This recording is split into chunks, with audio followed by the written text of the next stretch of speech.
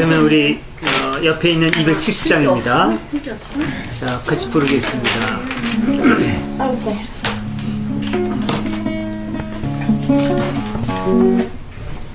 전 누군지 아시겠어요?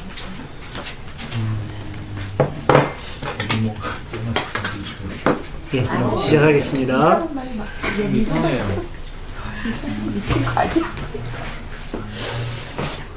우리가 지은 나그네 되어 화려한 천국에 먼저 나가니 이 세상에 있을 때 주 예수 위하여 우리가 힘써 일하세 주 내게 부탁하시니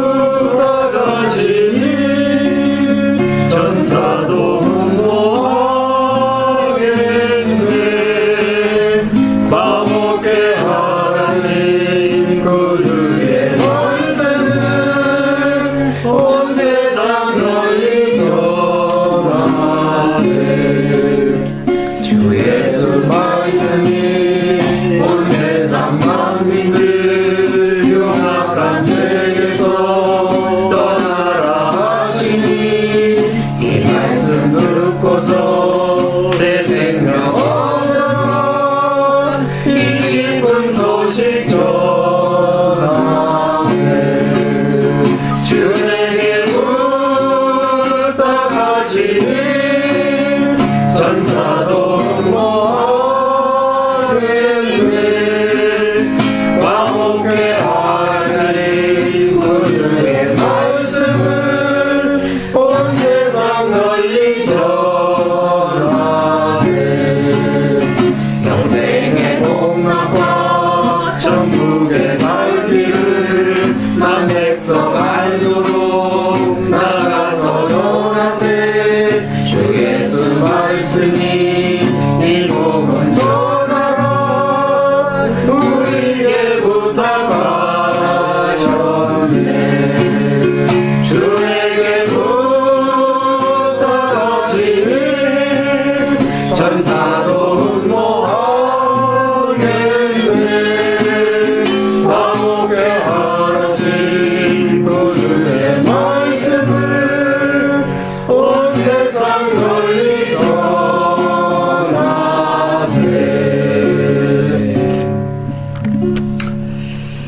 예, 우리가 지금은 나그네 되어도라는 곡인데 교회에서는 꽤 많이 부르는 곡인데 잘 모르시나요? 잘 안 부르는 노래인가요? 예, 좀 많이 부른 것 같은데. 천주교에서 예, 천주교에서? 아니 계신 우리 교회에서. 예. 교회에서 예, 좋습니다. 어쨌든 지난주에 이어서 그 제자와 관계된 특히 그 제자 파송에 대한 부분, 그 맥락하고 연결이 돼서 이 부분도 주제가 전도와 선교라고 되어 있는데 이 찬송을 선택을 했습니다. 자, 한번 자유롭게 나누도록 하겠습니다. 찬송가 가사에 대해서 혹은 개인적인 어떤 연관이 있으면 나눠주시기 바랍니다.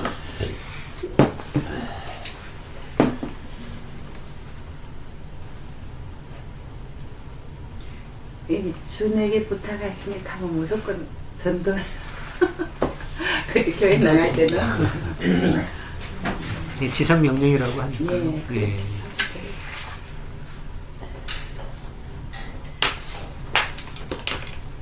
천국이 진짜 있어요? 천국이요? 네. 분명히 있다고 우리 주님 말씀하셨는데.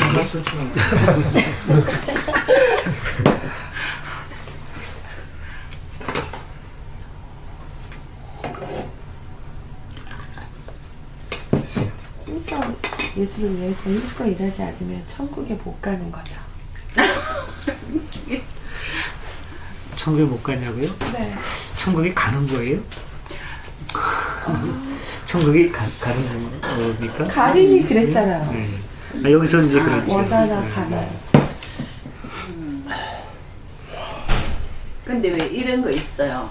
뭐 예를 들어 마취할 때, 그죠? 마취할 때 사실은 마취에서 깨어나지 못한 경우가 있잖아요. 위내시경 같은 거 하다고 저기 전신마취에서.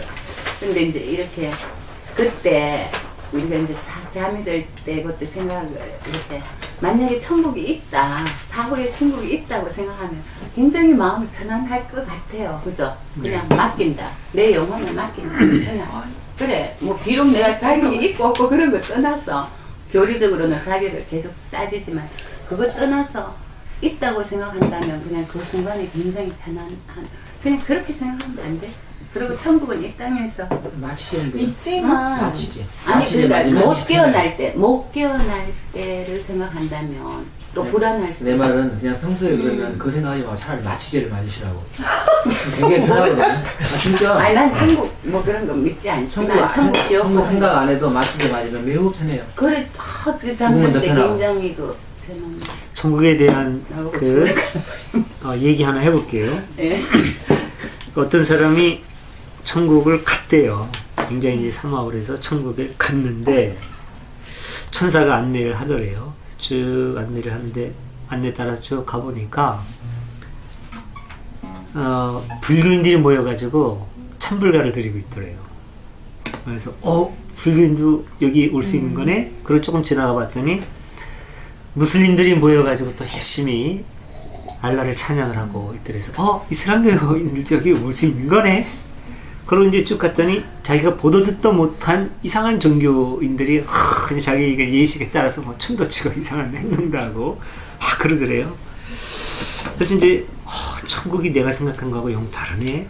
그러고 갔더니 무슨 소리가 또 막 들리는데 천사가 입을 탁 먹더니 쉿 조용히 하라고. 그래서 조용히 따라고 지나가더래요. 그래서 여기는 도대체 왜 뭘 하길래 이렇게 조용히 하라고 하나 하고 쓱 지나가 봤더니 십자가를 두고 사람들이 열심히 막 기도하고 찬송하고 하는 그런 모습이 들리는데 바깥으로 들리지가 않더래요. 그 소리가. 그래서 천사가 조용히 하라고. 만약에 이 사람들은 자기들만이 천국에 와 있는 줄로 알고 조방이 천국의 전부인 줄로 알고 있는데 바깥에 이런 일이 있는 줄 알면은 큰일 나니까 조용히 지나가자고. 와. 네. 그럴 수 있구나. 깨만. 하여튼 그런 얘기가 있습니다. 그러면 우울하네. 근데 이제 천국이 가는 거냐 이제 그런 얘기 하는데 이제 천국을 생각할 때 그 이제 가장 중요한 개념은 그거예요. 우리는 자꾸 공간을 생각을 하잖아요. 네. 네, 근데 구약에서부터 계속 그리고 예수님도 분명히 예수님 시대까지 생각해온 천국의 주개념은 공간 개념이 아니에요. 통치 개념이죠. 하나님이 통치하시는 것 그게 천국의 핵심이에요. 어디가 아니라 저기 여기 이런 개념이 아니라 하나님이 통치하시는 것. 그러니까 예언자들도 나중에 그 나라 그때 그렇게 얘기했을 때 그 사람들은 미래를 생각하지도 않고 공간 어디를 생각하지도 않았어요. 그 사람들에게 생각하는 우리가 오늘 천국이라고 말하는 그 하나님 나라의 공통성은 뭐냐면 하나님의 다스리심. 그러니까 하나님이 다스리심으로 말미암아 세상이 확 변하는 거예요.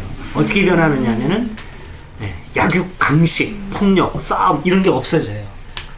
어우러져 사는 거죠. 강한 자와 약한 자, 포식자와 초식 동물 이런 것들이 그냥 어우러지는 거예요. 같이 사는.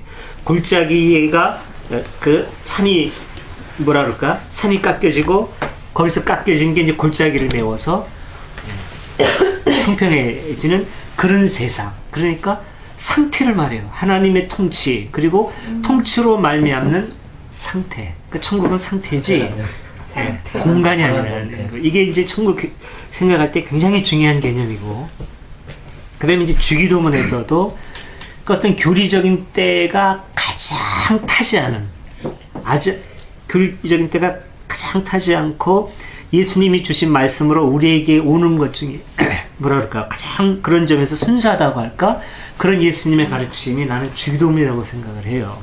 근데 그 주기도문에서도 그 천국에 대한 성격은 그대로 나타나요. 어떻게 나타나나요? 나라가 임하옵시며. 근데 우리 이제 나라 임하옵시며 그렇잖아요. 이게 자꾸 오해하는데 나라의 임하옵시며 우리가 이런단 말이에요. 그러니까 이것도 어떤 교리하고 결부된 오해일 수가 있는데 나라에 임하옵시며 우리나라에 주님 좀 와주십시오 이렇게 생각을 하는데 나라에가 아니라 이라는 말은 주격조사예요. 네, 주격조사. 봄이 겨울이 가면 봄이 온다. 주격조사죠.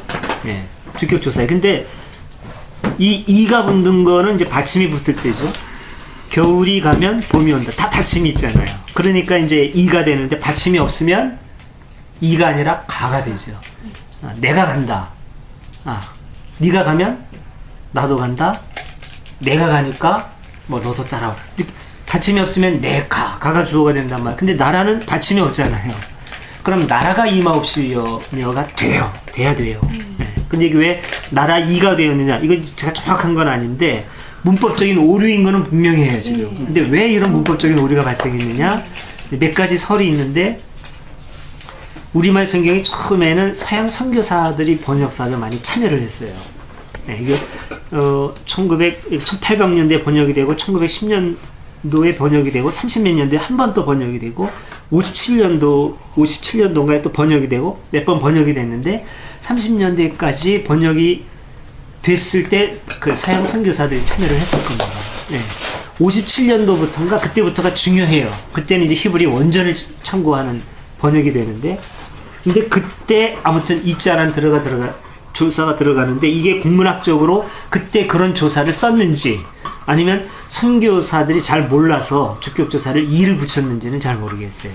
아무튼 문법적으로 지금의 문법으로는 분명히 이게 옳지 않은 겁니다. 그러니까 정확하게 하려면 나라가 임하옵시며를 해야 돼요. 그래서 저는 이제 주기도를 할 때 제가 바꾸거나 멈추는 경우가 있어요.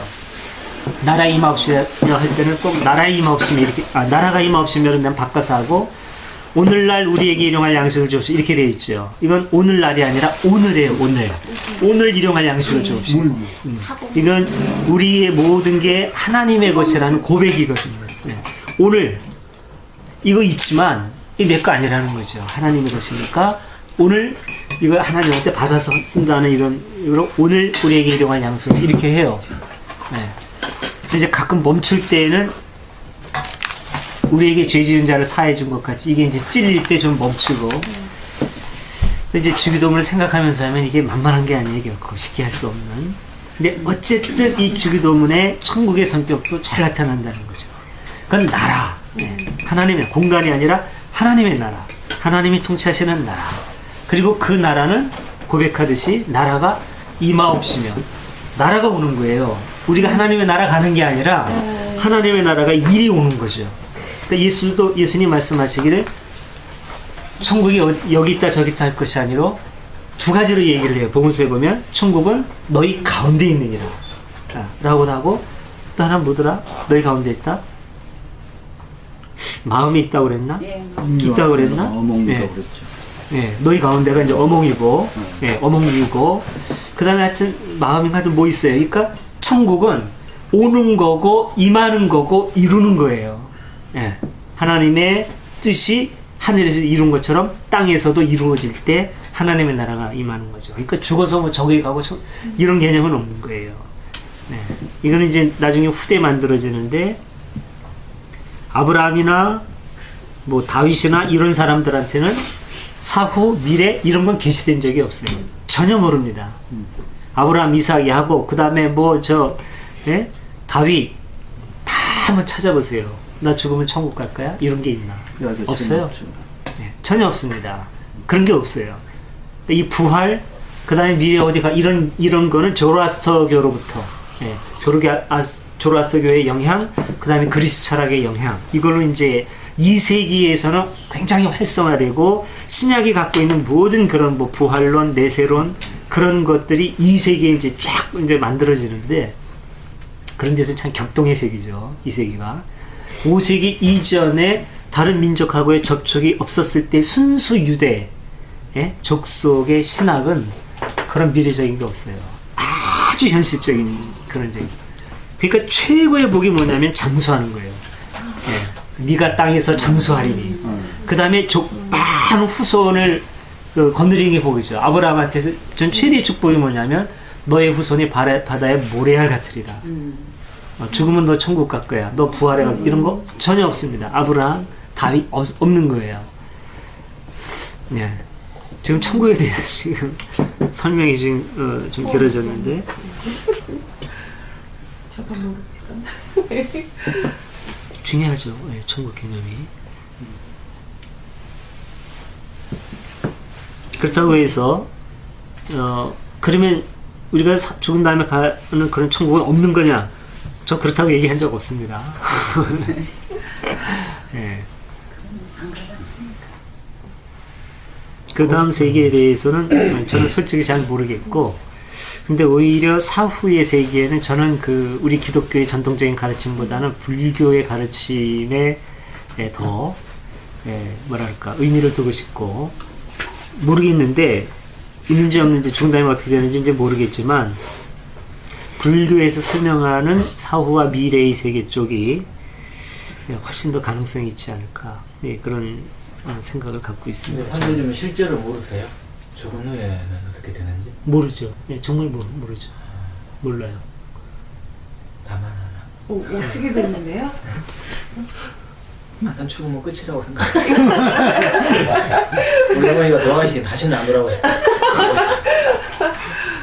꿈에서 그렇죠. 난 확실히 알고 있어.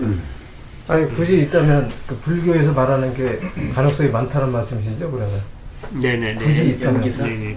이제 연기설인데, 연기설은 저는 이제 받아들입니다. 근데 이제 연기설의 종교적인 풀이가 어떤 뭐랄까요, 그 환생에 대한 것도 있고, 근데 그 환생이 우리의 어떤 그 개인적인 그 인격성이 이어지는 걸로 보잖아요. 그런 견해가 있어요. 하나. 큰 두 가지 그 갈래가 있는데, 개인의 인격성이, 본인이 기억을 못한다 할지라도, 개인의 인격성이 이어지는 걸로 보는 환생설이 있어요. 이건 그야말로 환생설이죠. 예. 이제 전에 누굽니까? 형각 스님도 그런 얘기를 하거든요. 자기는 옛날에 조선 독립군이었대요. 단정적으로 얘기해요. 전생에? 네. 이게 이제 불교의 해설의 한 학설입니다. 근데 저는 그쪽은 동의하고 싶지 않아요. 동의하고 싶지 않고, 연기설은 제가 굉장히 좀 빠져 있는데, 그거는 철저한 원인과 결과거든요. 원인이 있으면 반드시 결과가 있어요. 예. 하여튼 이게 묘한 결과가 교통사고가 일어나기까지의 전 단계에서 보면은 기가 막힌 어떤 원인이 있을 수 있는 거고, 하여튼 이런 원인은 반드시 어떤 결과를 만들어내요. 이게 쭉 이어지고 오늘 나의 존재가 있기까지는 과거에 수없이 많은 원인이 있었고, 오늘 내 살면 수없이 많은 어떤 미래를 만들어내요. 예. 이거는 이제 사라지는 것이 아니죠. 예. 그런 점에서 저는 영생의 존재죠. 예. 과거서부터 살았고 미래도 영원히 사는 거예요. 예. 오늘의 내 삶이 없어지지 않습니다. 끊임없이 영향을 주고 결과를 만들어내는 하나의 연결점이에요. 그런 점에서는 불멸인 거죠. 불멸입니다. 예. 없어지지 않아요. 이거는. 그러니까 제가 생각했던 영생이라든가 이런 건 그렇게 보고, 하나님과의 합일이라든가 이런 것도 이제 저는 그런 관점에서 보는 거죠. 지금 여가 살고 숨쉬는 것도 어떤 궁극적, 이 커다란 어떤 원인과 결과에서 이어지고 있는 거대한 전체, 이 전체와 다 있어요. 분리되어 있는 게, 우리 다 마찬가지죠. 이게 다 연결되어 있고, 그럼 그 전체와 이런 모든 것을 엮어내는 궁극 원리는 뭐냐? 우리는 그분을 하나님이라고 고백하는 거죠. 인격적인 분으로 고백하니까 분이라고 얘기하고 하나님이라고 얘기하는데, 그걸 이제 다른 측면으로 이제 어떤 깨우침이라든가 그런 걸 통해서 바르게 인식하는 분들은 그분이 아니라 그것이라고 볼 수 있죠. 어떤 법일 수도 있고, 공일 수도 있고, 이일 수도 있고, 이제 이렇게 되어 있는데, 어쨌든 그게 없이는 제가 존재할 수 없고, 지금 제가 숨쉬고 이런 얘기한다는 것조차도 그것과 연결되어 있기 때문이에요. 그럼 나는 하나님과 하나 된 거죠. 하나님과 하나 된 거고 분리되지 않은 거기 때문에 나는 하나님이에요. 신인 거죠. 이거를 진정으로 깨닫는다면, 저는 지금 머리로 얘기하고 있지만 머리가 아니라 가슴으로 깨닫고 삶으로 살아낸다면 그는 진짜 하나님인 거고 대각을 이룬 거예요. 예. 마이스터 에카르트의 표현에 의하면 성자로 탄생한 거죠.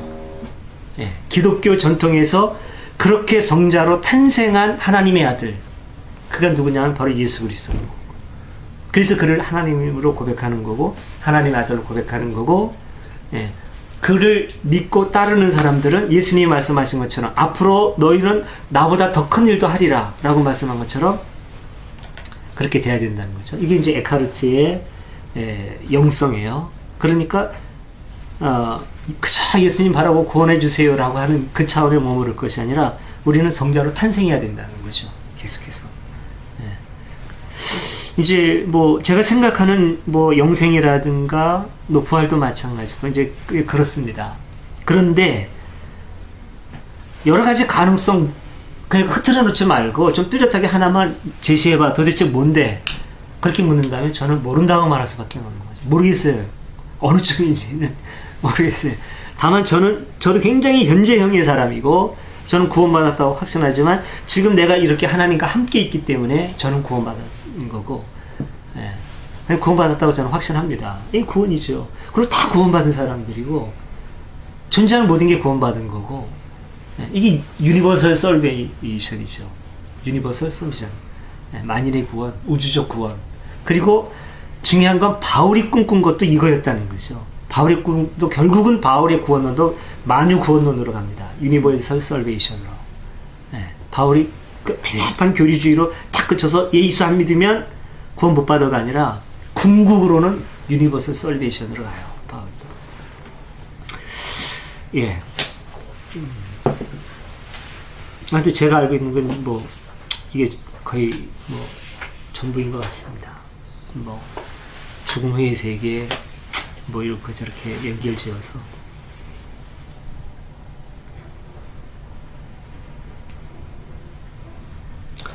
예. 그리고 또 뭐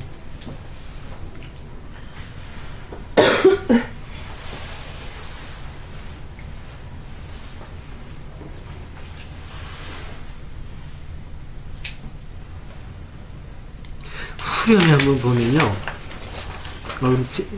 또 제가 주로 얘기하게 되네. 주 내게 부탁하신 일 천사도 흠모하겠네. 화목케 하라신 구주의 말씀을 온 세상 널리 전하세요. 이렇게 되어 있잖아요. 근데 이제 결국 주님께서 우리에게 부탁하신 게 세상 끝까지 복음을 전파라고 하는 거지 않습니까? 그러니까 그 복음, 복된 소식, 그 복된 소식이 뭐냐? 오늘날 그 교리기독교는 예천불제로 정리를 한 셈입니다. 예수 믿으면 천국, 안 믿으면 지옥으로 정리를 한 셈인데 과연 그거냐? 근데 여기 찬송가는 참 다행인 게 화목케 하라는 거로 정리를 해요. 참, 그러니까 전 이게 굉장히 중요하다고 봅니다. 이 부분은 참 바로 짚혔다고 볼 수 있어요.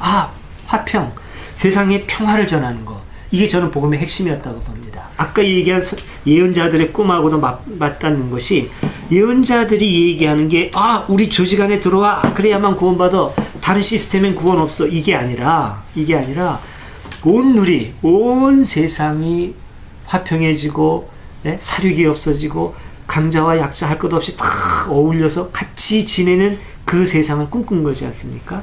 그러니까 화목, 참 좋은 거죠. 근데 문제는요, 또 하나 문제는 뭐냐면, 제가 생각하는 건 이제 그렇습니다.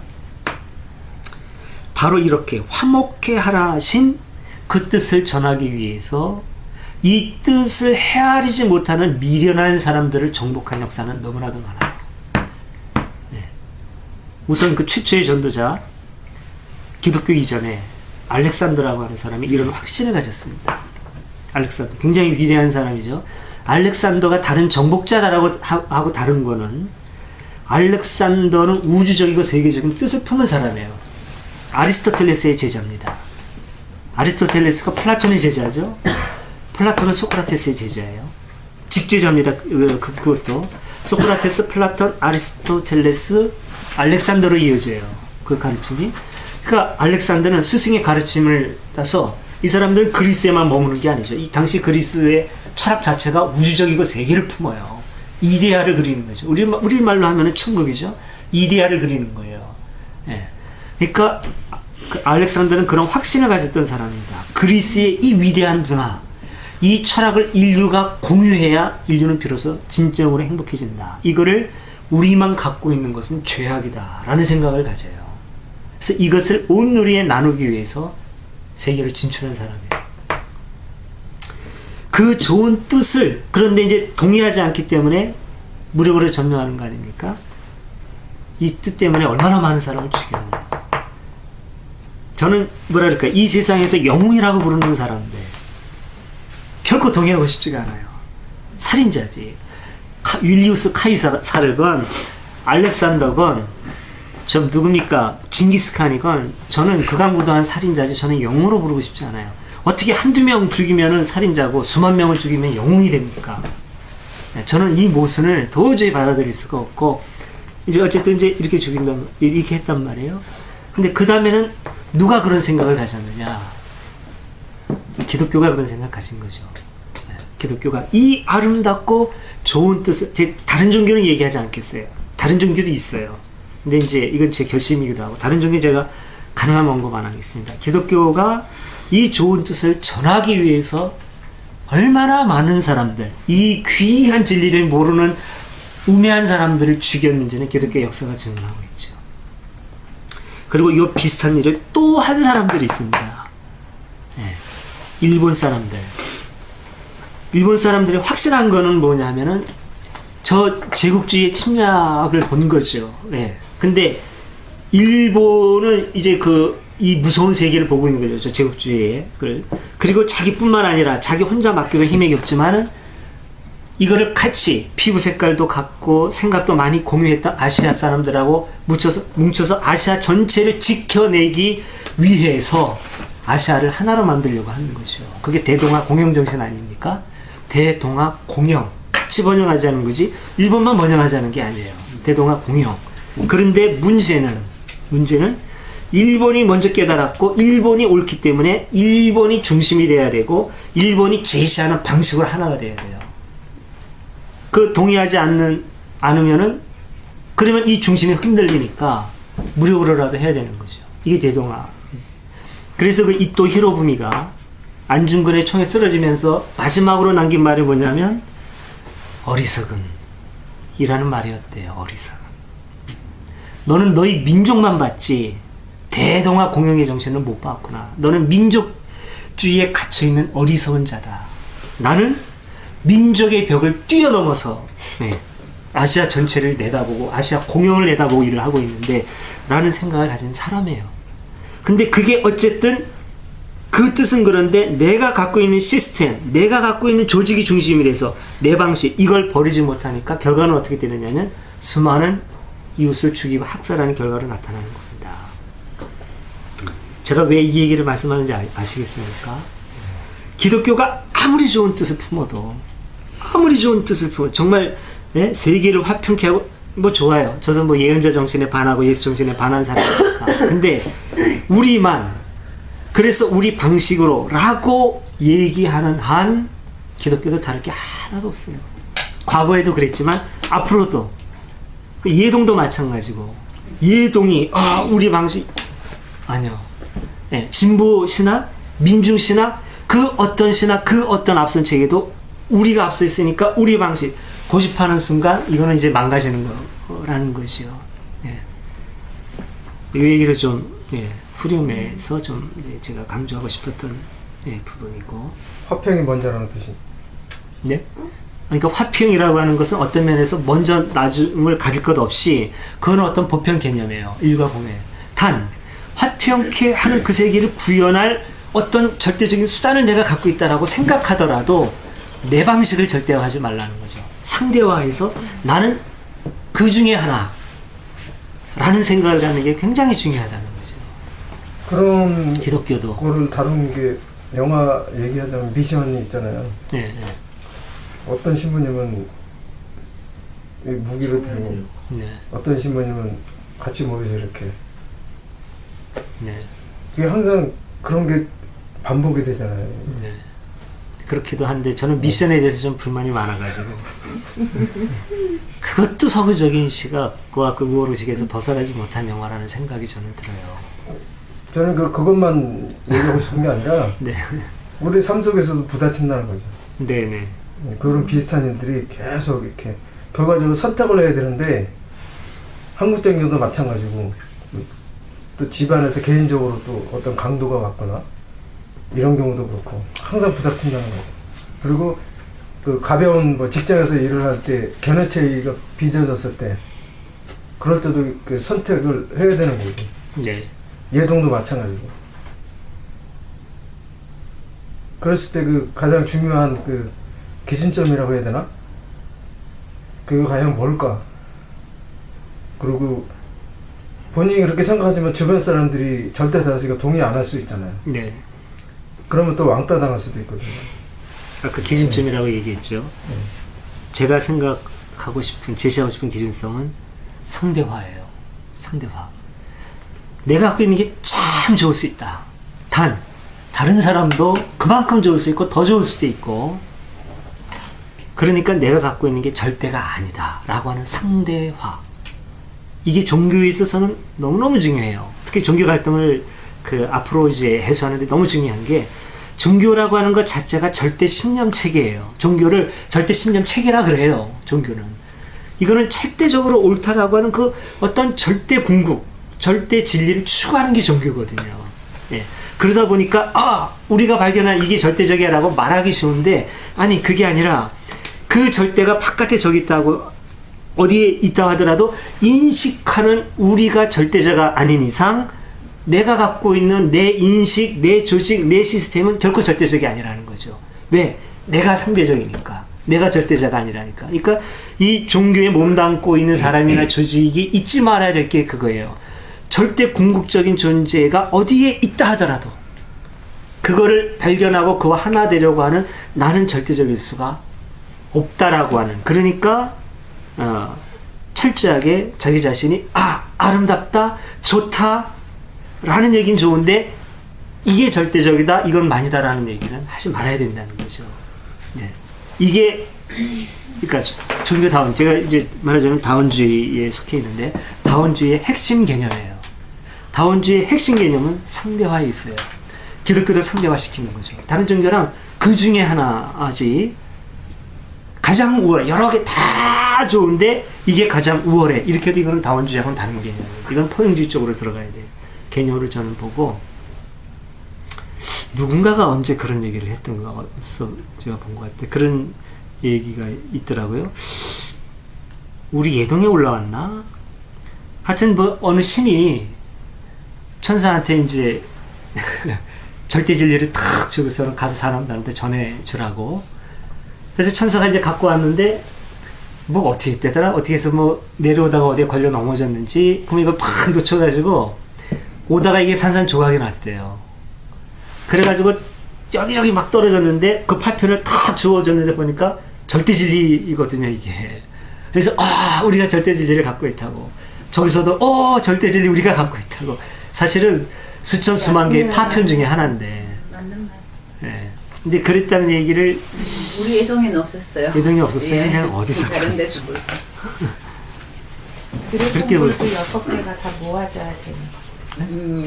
드래곤볼이 드래곤볼. 아니 그것도 맞는 말이 맞는 비유야. 이유가 좀 유치한 거. 아니 그래도 그것도 맞는 비유지. 그래야지. 맞아. 저는 지난번에 파편 조각들을 갖고 전부 다 이게 저희 통화하다가 그 7번씩 7번씩 그 통화한 적이 있었는데, 그 베드로가 3번 용서 70번. 자기 7번인가요? 많이 한다고 생각을 했는데 70번씩 7번씩 그게, 이름 제가 어제도 저 어머니 생신이어가지고 이제 동생 집에 가서 얘기 잠깐 했었는데 아까도 말씀드렸지만, 저는 그게 얘기하다가 생각이 난 게, 내가 항상 상대적이고 또 완벽하지 못하고 인간이고 또 한계가 있기 때문에 일단 용서를 하고 시간이 지나면 내가 실수한 게 또 발견할 수도 있잖아요. 네네네. 제가 요번에 업무 중에 분명히 나는 안 봤는데 저쪽에서는 있다고 그러는데 내 컴퓨터는 없다고 생각하는데 내가 실수한 거예요. 나중에 보니까 딱 있더라고.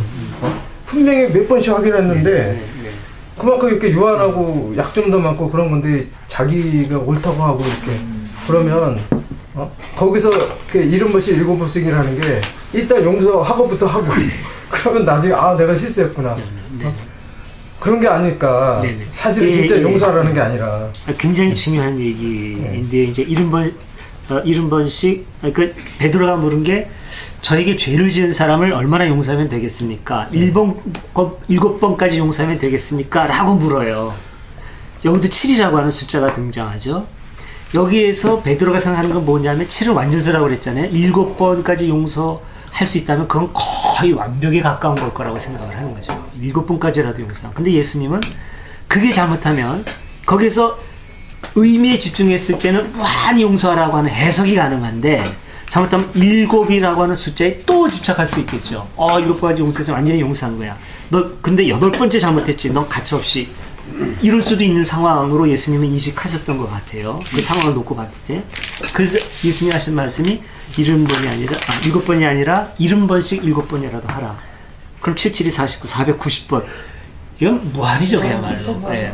근데 이제 여기서 또 하나 이제 생각할 점이 뭐냐면, 지금 질문한 베드로는 지금 그런 확신이 있는 거죠. 저 사람이 죄를 지은 거고, 나는 잘못한 게 없어요. 이걸 가정해서 질문을 했는데, 예수님께서 그렇게 말씀하셨을 때, 예수님도 뭐 그걸 문자 그대로 받아들이셨을까? 예. 아니면은, 어떤 무건의 의미가 있을까? 너는 지금 그렇게 확신하고 있지만, 어느 순간에 입장 바꿔놓고 생각해보면 저 사람이 볼 때는 네가 잘못한 것일 수도 있고 객관적으로 보더라도 네가 위선이 아니라 하더라도 아직 네가 못 보고 있지만 정황을 정확하게 내다본다면 너의 잘못일 수도 있는 거야. 근데 용서하기는 뭘 용서해? 네가 잘못해놓고 그런데 그거를 언젠가 깨우치고 나서 부끄럽지 않으려면 용서해야죠. 역시. 그러니까 너는 유한자고 너는 어쨌든 결코 완전하지 않아. 유한자가 해야 될 일은 정죄가 아니라 용서야. 이런 의미일 수 있는 거죠. 예수님의 그 말씀이 그런 의미가 있다고 봅니다. 예. 그런 점에서 굉장히 중요한 걸 좀 소프트웨어로 짚어준 것 같아요. 대화하다가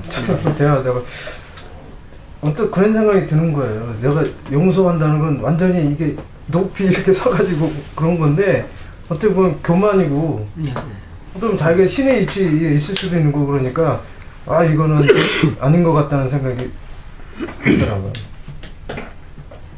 예, 너무 많이 간 것 같습니다. 넘어가도 될까요? 네. 예, 주님 얘기도 같이 하겠습니다. 잠깐만요.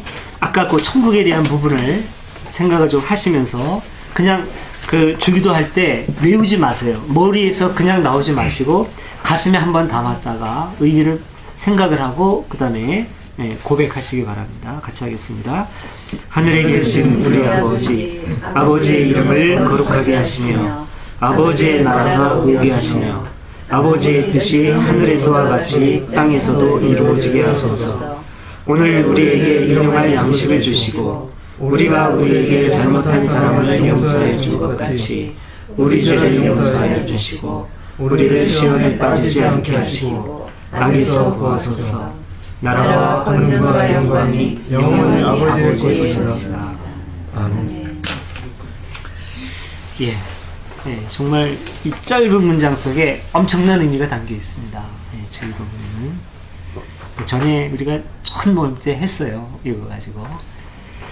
예, 오늘은 성서연구 33번째 시간입니다. 지난주에 이어서 제자 파송에 대한 부분인데 지난주에는 12사도를 부르시는 장면하고 12제자를 파견하는 장면이 주된 내용이었죠. 네. 그리고 뭐랄까요? 그 편성, 각 복음서에 자리 잡고 있는 이 본문의 편성을 보면 마테오 복음서에는 마태복음 10장에 다 들어가 있습니다. 예, 지금 10장이 마태복음은 이어지고 있죠. 마태복음에는 10장에서 쭉 이어지는 겁니다. 12사도를 부르시고 12제자를 파견하시면서 이 사람들이, 제자들이 당할 어려움들을 설명해 주면서 그런데 이거 잘 이겨내야 된다. 네. 이런 얘기를 지금 이제 쭉 해나가고 있습니다. 네. 근데 이게 마가복음으로 들어가면은요, 마가복음에는 12사도를 부르시는 장면이 3장에 나오고, 마태복음은 다 10장에 있다 그랬습니다. 마가복음은 12사도를 부르는 게 3장이고, 12제자를 파송하는 게 6장에 나옵니다. 중간에 다른 사건이 많이 있죠. 그 다음에 여기 바로 너희들이 이런 어려움을 당할 거다. 그런데 잘 이겨나가라 라고 하는 그 권면은 13장에 나와요. 네. 쭉 이어진 내용이 아니죠. 그러니까 마태는 상당히 의도적으로 제자들에 대한 거를 다 끌어가가지고 한데 모아서 체계적으로 이렇게 강조하고 있는 거죠. 그런 점에서 마태가 상당히 체계적이라고 볼 수 있고 교회가 마태를 주목을 하는 거죠. 아, 마태복음이 상당히 체계 있고 뼈대 있고 괜찮은 거야. 그래서 교회는 그런 생각을 많이 합니다. 옛날부터 교회는 마태는 마치 그 야구 경기장으로 해서 투수의 역할을 말하자면 선발 투수죠. 마태는 선발 투수예요. 마가하고 누가는 구원 개투 선수고 요한복음이 마무리 투수입니다. 이 선발하고 마무리가 굉장히 중요하잖아요. 마무리도 선발 못지않게 중요하죠.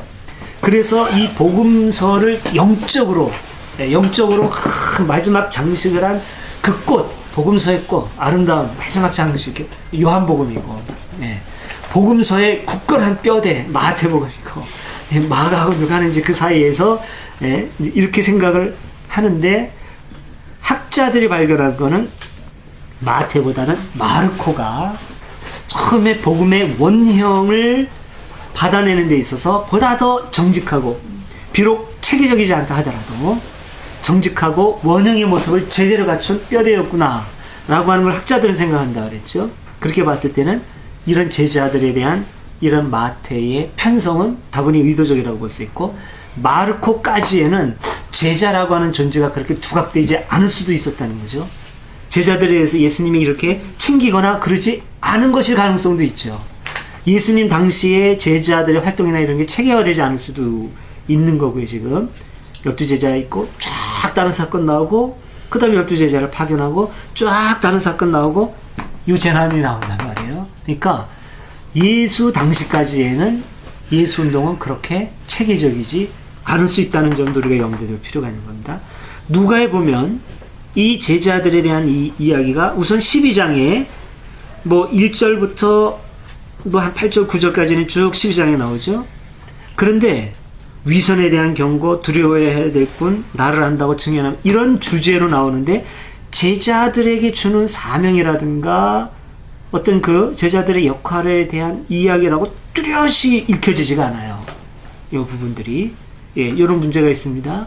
그러니까 누가 있어서도 제자에 대한 강한 집착 같은 게 있어 보이지는 않습니다. 마태만큼 집착이라는 표현을 해서 좀 그런데. 그 다음에 이제 뭐 불을 지르러 왔다. 이 부분 이제 내용상으로는 바로 그 내용이에요. 근데 이제 12장에서 8절 9절까지 끝이는데 중간에 다른 사건이 나온 다음에 49절로 훅 넘어가서 요 얘기가 나오죠. 그 다음에는 예수의 제자가 되려면 어떤 각오를 가지고 따라야 된다라고 하는 그런 얘기는 13장을 확 뛰어넘어서 14장 25절로 넘어갑니다. 그 다음에 이제 또 재난에 대한 이야기, 너희들이 이런 재난을 받다. 이거는 또 확 뛰어넘어가죠. 21장으로 넘어가죠. 네. 그러니까 이 이야기들이 마태가 편집한 것처럼 처음부터 하나로, 그리고 예수님께서 제자들한테 체계적으로 예수님이 살아계실 때 쫙 말씀해 주신 사건이 아닐 수 있다고 하는 거는 충분히 마르코와 루가의 증언에서 나타나는 거죠. 네. 이거는 마르코의 편집이지 예수님 당시에 어떤 그 실제적인 명확한 그 예수님의 체계적인 가르침하고는 거리가 있을 수 있다라는 점을 좀 염두에 두고선 이제 하도록 하겠습니다.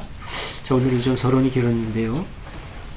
자, 그러면 마르코 복음을 우리가 한번 읽어보고 이게 뼈대니까 그 다음에 마태하고 누가는 각자 읽도록 하겠습니다. 오른쪽으로 한번 가겠습니다. 제가 먼저 읽어보겠습니다. 재난의 시작. 정신을 바짝 차려라. 너희는 법정에 끌려갈 것이며 회당에서 매를 맞고 또 나 때문에 총독들과 임금들 앞에 서서 나를 증언하게 될 것이다. 계속 읽어주시죠. 오른쪽으로. 우선 복음이 모든 민족에게 전파되어야 한다. 그리고 사람들이 너희를 붙잡아 법정에 끌고 갈 때에 무슨 말을 할까 하고 미리 걱정하지 마라. 너희가 해야 할 말은 아르테 시간에 일러 주실 것이니 그대로 말하여라. 말하는 이는 너희가 아니라 성령이시다. 형제끼리 서로 잡아 넘겨 죽게 할 것이며 아비도 제 자식을 또한 그렇게 하고 자식들도 제 부모를 고발하여 죽게 할 것이다. 그리고 너희는 나 때문에 모든 사람에게 미움을 받을 것이다. 그러나 끝까지 참는 사람은 구원을 받을 것이다. 예. 예. 마가복음을 읽었고요. 그 다음에 마태하고 누가는 이제 각자 한 5분 정도 같이 읽겠습니다. 그럼 이제 나눔의 시간을 갖도록 하겠습니다. 예, 각자 읽으면서 느꼈던 뭐 우선 감동을 느꼈던 부분이 있으면 그거부터 좀 나눴으면 좋겠어요. 늘 문제점만 들춰내기보다는. 예, 그리고 그 다음에 또 이해가 안 가는 부분이라든가 같이 나눠야 될 부분이 있으면 나누도록 하고요. 네, 자유롭게 말씀해 주시기 바랍니다.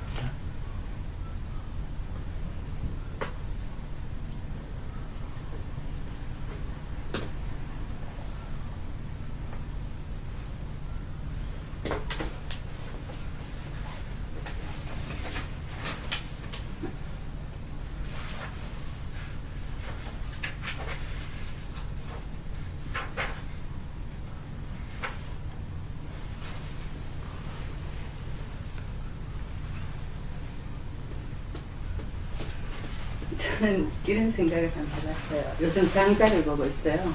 네. 너무 좋더라고요. 근데 이제 그 장자도 2300년 정도 전의 사람인데 네. 그때 뭐라 그랬냐면 봉황이에요, 봉황이요. 지금 정치꾼들은 모사꾼들이다. 말하자면 위험하다라는 말을 하는 게 있어요. 네. 그 제가 그걸 보면서 2300년 전에도 그랬고 네. 지금도 마찬가지 아닌가. 네. 또 그 다음에 지금 이거를 보면서 이때도 유대교 회당의 어떤 제도화 이렇게 체제가 잘 잡혀있는 그거에 예수도 가마보면 전부 다 완전히 그 어떤 그 체제화를 뒤흔드는 이야기를 하시고 계시거든요. 네. 예수 자체. 네.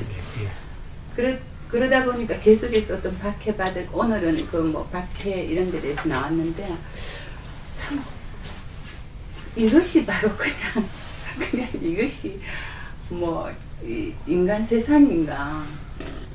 결코 변하지 않는 어떤 인간의 성정, 제도화되고 체제화되고, 우리 애동도 마찬가지거든요. 체제화 되려고 하는 그런 것들, 뭉치기만 하면, 모이기만 하면, 어떤 법을 만들고 규칙을 만들고 이렇게 해야 된다라는 어떤 억압 시스템으로 가려는 거. 이제 그런 거를 저는 아니 그 당시 2300년 전에 장자도 그걸 겪었고 예수도 이렇게 했고 우리의 삶 조각조각 어떤 한 조각조각들에서 전부 다 그렇고 그냥 좀 그걸 생각했어요. 그냥 그냥 좀 예. 허무증이 배 아래 새 것을 봤어. 우스웠어요. 예? 그래서 우스웠어? 아니 웃은 게 아니라 헛웃음이 나죠. 그냥 여러 가지로. 장자를 넣으시다 보면 왠지 해탈하신 것 같은 그런 느낌이 들어요. 아니 해탈하려고 너무 잠깐 누구는 해탈해요? 응? 그냥 생각. 아니 근데 그때 정말로 그때도 정치꾼은 위험하다, 정치는 위험하다 이렇게 했는데 그럼 지금도 그 마찬가지 아니에요? 그러니까 나는 장자를 있다 막 기분이 나빠지는 게 예. 이렇게 비슷한 생각을 하고 있는데 그 오래전에 한 거잖아요. 그럼 예. 제가 최소한 2000년이 뒤진 거죠 그 사람한테. 불쾌해지고. 상해. 진짜 진심이에요. 아 진짜 그래요. 아마. 네. 근데 지금도 이걸 제가 보면서 결국은 유대교 해당 그 공동체 제도화된 그 공동체에 대한 어떤 그 저항이고 그다음에 박해받는 거가 쭉 나오잖아요. 그래서 박해받을 것이다. 너희들 이렇게 될 것이다. 그러니까 이렇게 해라. 끝까지 참으라. 이거 도대체 뭐예요? 2000년 전에도 그랬고 지금도 그렇고 달라지지 않는 이것이 바로 앞으로도 그럴 것 같은데? 글쎄 말이에요. 그죠? 마르코는 보니까 두 부분으로 돼 있는 것 같아요. 네. 첫 부분은 끌려가니까 조심해라. 가족 간에 이제 네네. 척을 질 것이다. 그리고 이제 마테오 같은 경우에는 형제지간에 부모 자식간에 박해를 각오하여라 하고 칼을 주러 왔다가 이거 반복이 되는 것 같고. 네. 예.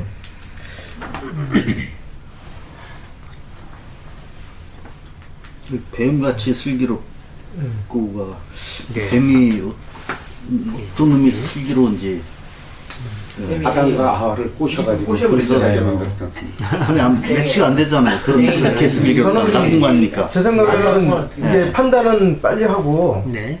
그 머릿속으로 판단은 빨리 하고 예. 행동은 양처럼 이렇게 우주인 좀 여유 있게 말을 해야 되나? 좀 천천히 네. 네.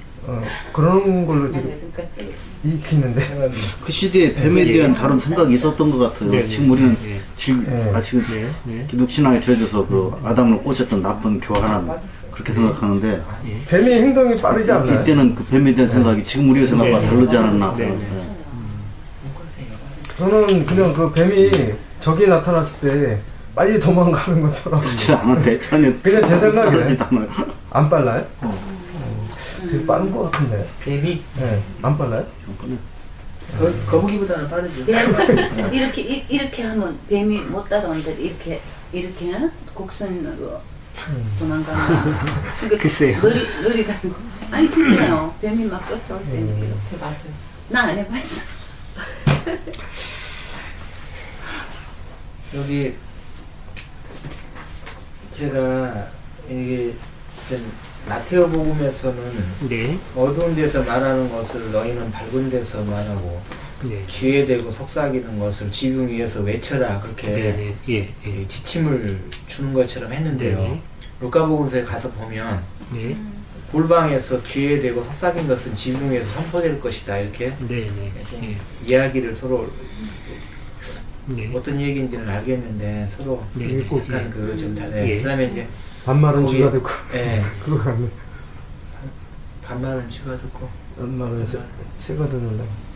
반말은 쥐가. 남말은 근데 쥐하고 새는 들어도 소용이 없어요. 사람만 모르게 하면 돼요.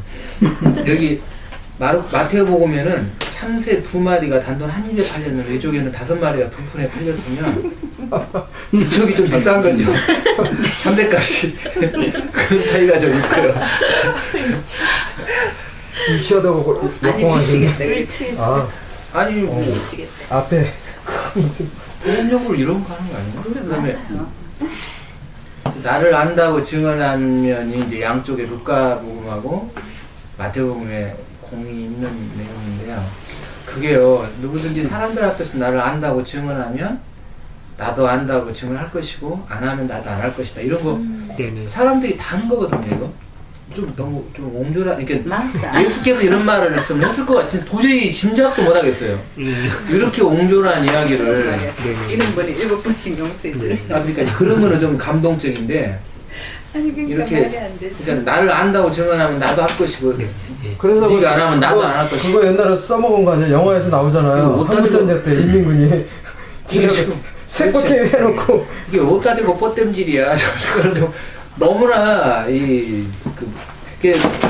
이제 내가 기독 신앙을 가지면은 대개는 그 미드교리에 갇히니까 이걸 그냥 그 좋은 내용이라고 무조건 받아들이려고 하니까 이게 받아들여지지. 한번 조금만 떨어져서 생각하면 도대체 이거를 좋은 내용이라고 네. 이 문자를 그대로 어떤 이 의도를 생각하지 않고 받아들이면은 좋은 게 아니라 위험할 수 있어요. 그러니까요. 네. 네.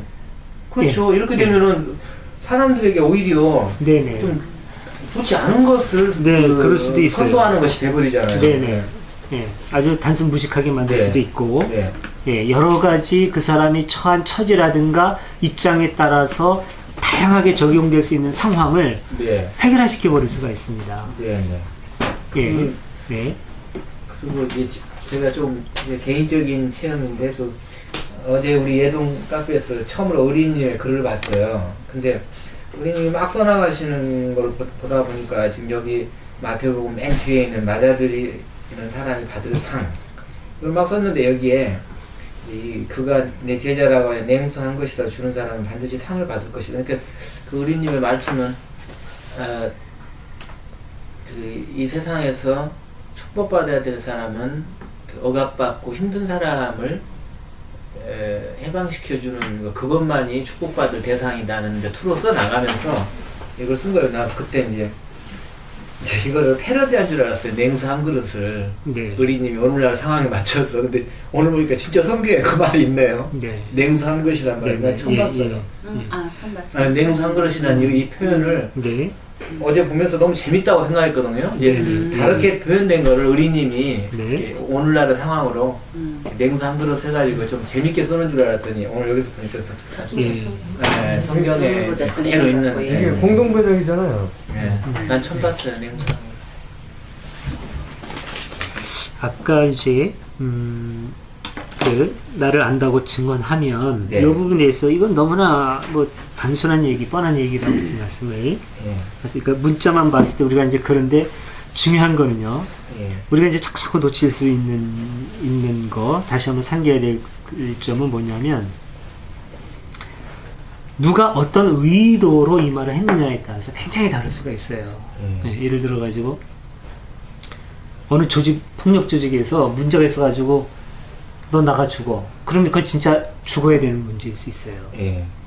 그건 쟤 나가서 죽이라는 얘기가 될 수 있는 거죠. 문자 그대로까지. 근데 어떤 아이가 그냥 너무나 속을 썩이는 거예요. 뭐 게임에 미쳐가지고 그냥 뭐 너무 내가 가까운 예를 들어. 우리 아들이 좀 그런 경향이 있는데. 나도 봤어. 그냥 막 그래가지고 막 어지러울 정도로. 그러니까 엄마가 열을 받아가지고 화가 나가지고 너 그러려면 나가 죽어. 그래갖고 죽지. 그랬단 말이에요.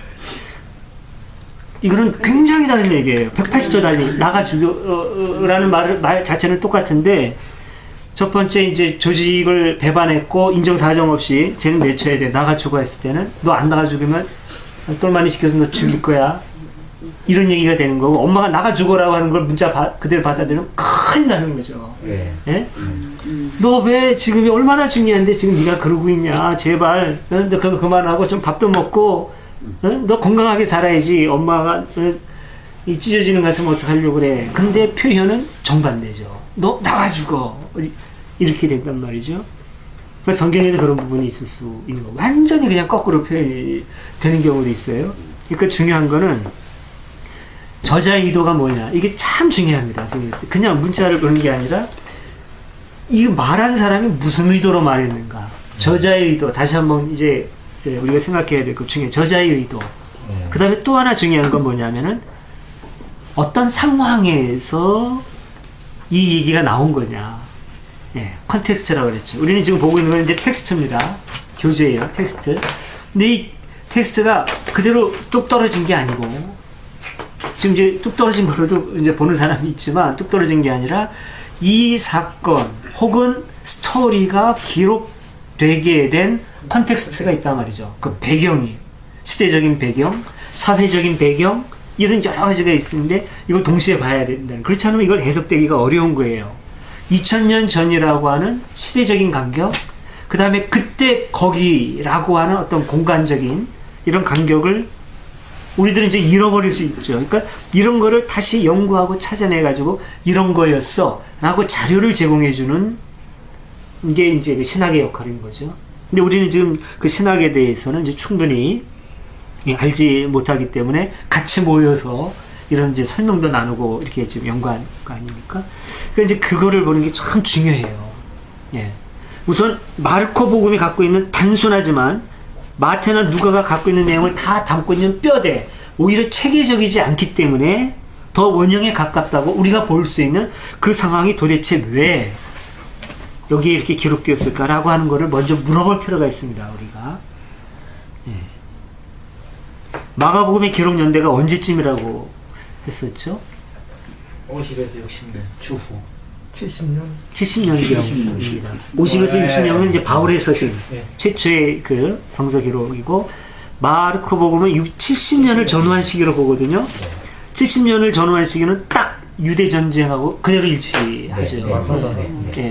그 예루살렘이 점령당하고 나중에 이제 3년에 마사다까지 점령을 당하는 그 시대. 그 유대 전쟁을 66년에서 70년까지로 이제 보니까 바로 그때 마르코 복음이 기록이 된 거죠. 그러면 그 시대 상황이 어땠는가를 보면 우리가 이 내용을 가지고 아까 이제 그런 얘기도 있었습니다만 인간의 어떤 그 원초적인 욕망이라든가 이런 한계는 그때나 지금이나 이제 똑같죠. 근데 지금 이 복음서에 기록되어 있는 이 극한 상황은 사실은 그 시대 환경에서 나온 처절한 외침이라고도 볼 수 있는 겁니다. 이게. 예. 이때는 이 예수 공동체 사람들이 겪고 있는 어려움은 뭐냐면은 그냥 완전 그야말로 사도 바울의 표현대로 사방으로 우겨쌈을 당하는 거예요. 로마는 지금 아예 이들을 쓸어버리려고 하는 거죠. 뭐 그 사람들한테는 뭐 예수 운동 그 다음에 유대인 이런 구분이 없어요. 이 골치 아픈 하여튼 야훼를 찾는 이 골치 아픈 사람들 타협할지몰라도 이런 이 사람들을 쓸어버리고 싶은 거죠. 여기에 그냥 유대교 뭐 기독교 할 것 없이 한꺼번에 쓸려버릴 만한 그런 위기에 있는 거예요. 예. 근데 그 안에서 또 강자와 약자가 있는 거죠. 유대 공동체 로마한테는 지금 엄청난 공격을 받고 있지만 기득권을 쥐고 있는 유대 공동체와 그 지도자들은 또 이제 예수 운동하는 사람들 눈에 까시죠. 예. 가장 약한 상황에서 이런저런 강자들한테 막 공격을 받고 있는 거예요. 최강자는 싹 쓸어버리려고 하고 있죠. 그 중에 유대 조직은 쫓기니까 사람이 더 조급해지는 거죠. 예. 로마 제국에 쫓기니까 더 조급해져요.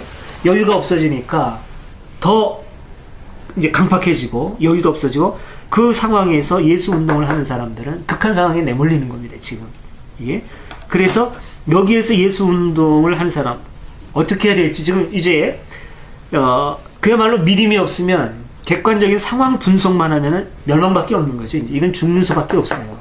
예. 그런데 여기에서 겉으로 갖고 있는 외적인 힘 말고 사람들이 갖고 있는 내적인 힘과 어떤 꿈, 하나님을 향한 어떤 믿음, 궁극적으로 이루어져야 될 하나님의 나라를 보는 거죠. 꿈을 보면 필연인데, 믿음의 눈으로 보면 필연인데, 현실을 보면 좌절인 거예요. 이런 상황에서 나오는 메시지로 보는 거죠. 그러니까 여기에서 극한 상황이 나오는 거죠. 예. 지금 어떤 점에서요, 나를 안다고 증언하는 이 부분은 그런 상황입니다. 여기에서 그러면 우리가 현실을 보고 문을 닫을 거냐, 현실을 이겨내고 꿈과 믿음을 키워나갈 것이냐라고 하는 극한 상황이에요. 현실을 선택하면은 부인하고 예수 공동체를 떠나고 살아야죠. 그렇게 해서 예수 공동체가 붕괴되어야 되는 거냐, 아니면 역경이 있고 어려움이 있다고 하더라도 끝까지 지켜나가고 함께 꿈을 꿔나갈 것이냐, 이런 상황이 되는 거죠. 그런 상황에서 누구든지 사람들 앞에서 나를 안다고 증언하면 나도 하늘에 계신 내 아버지 앞에서 그를 안다고 증언하겠다. 이거는 엄청난 믿음과 용기 없이는 이렇게 못하는 겁니다. 너 그 예수 운동하는 사람이었어? 옛날에 말하자면 우리나라에서 빨치산, 너 빨치산이지? 그런데 아니야, 난 절대 그거 아니야 라고 하는 거하고, 상황이 좀 묘하기도 하는데, 나는 이상향의 세계에 대한 꿈을 꾸고 있어요. 끝까지 빨치산으로 남아서 하려고 하는 사람하고 비견될 수 있는 그런 일인 거죠. 이거는 목숨 내놓고 예수 운동 나는 하겠다고 하는 거예요. 공동체가 그거니 긴박성이죠. 너희들 어떻게 할래? 이 상황에서 그런 겁니다. 지금 이 상황이에요. 그러니까 이 상황이 좌우로 보면 다 연결이 될 거예요. 그 밑에 거부터 한번 볼까요? 칼을 주러 왔다. 내가 세상에 평화를 주러 온 줄 생각하지 마라. 평화가 아니라 칼을 주러 왔다. 그래서 아버지와 아들이 이렇게 막 싸우는 얘기가 계속 나옵니다. 누가복음에 보면은 저 형제와 자매가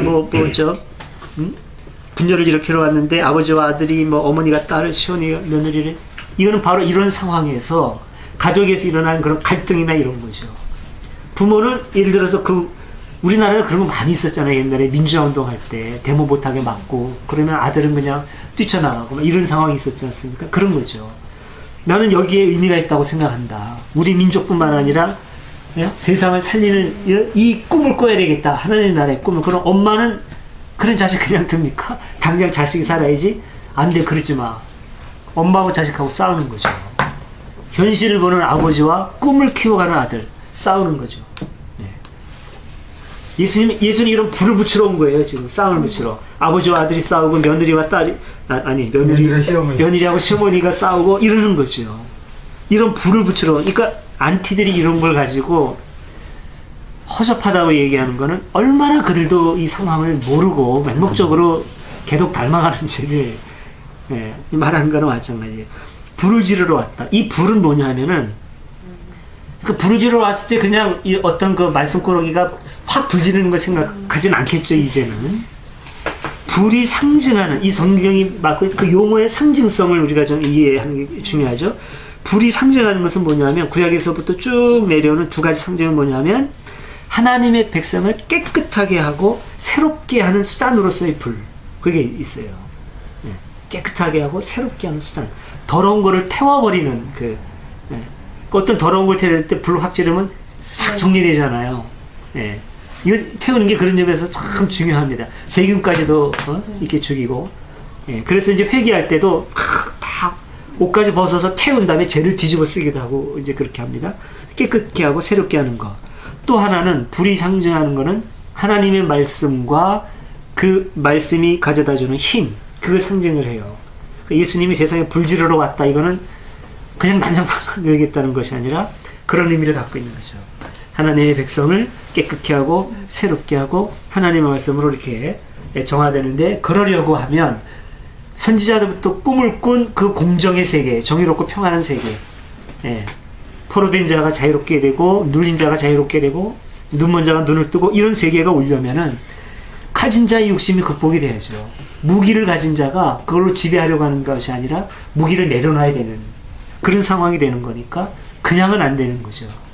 그냥 평화를 외친다고 되는 건 아니죠. 갈등을 극복해야 되니까. 이런 점에서 예수 운동이 갖고 있는 어떤 세상을 향한 도전, 충격, 그리고 갈등, 그런 점에서 불을 지르러 온 게 맞는 거죠.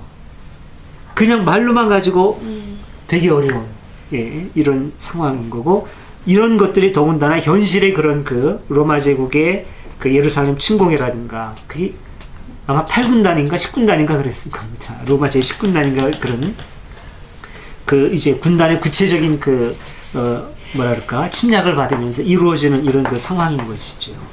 이렇게 되는 거죠. 그러니까 이제는 급박하다. 그러니까 이제 메시지가 이제 극한적으로 이제 나오는 거죠. 여기에서 그럼 어떻게 할 거냐? 부모를 선택할 거냐? 주님을 선택할 거냐?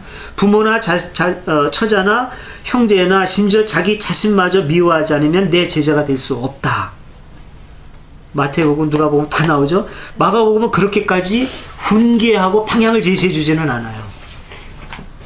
상황만, 체계적이지 않게 상황만 전해주죠. 이게 원형에 가깝다 그랬죠. 이런 게 붙으면 세련되지 않은 게 원형에 가까운 거예요.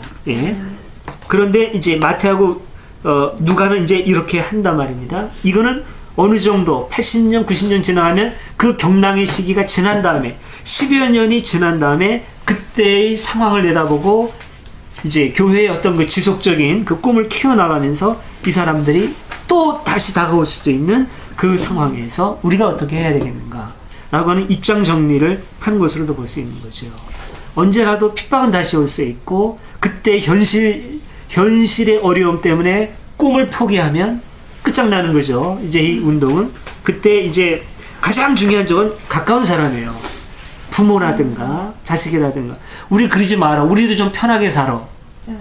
이거죠. 우리 제발 그러지 말고 좀 편하게. 우리 이제 가까이에도 이제 많이 이제 있습니다만 꼭 그렇게 살아야 되느냐. 우리도 좀 남들처럼 편하고 좀 잘 먹고 잘 사는 방법이 있지 않느냐. 이제 이런 식의 얘기에 대해서 그렇게 해야 될 거냐.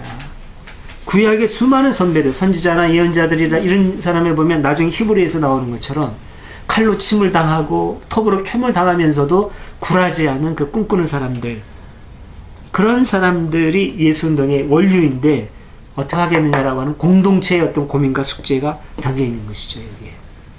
저희는 그러니까 이거를 예수가 그 시대에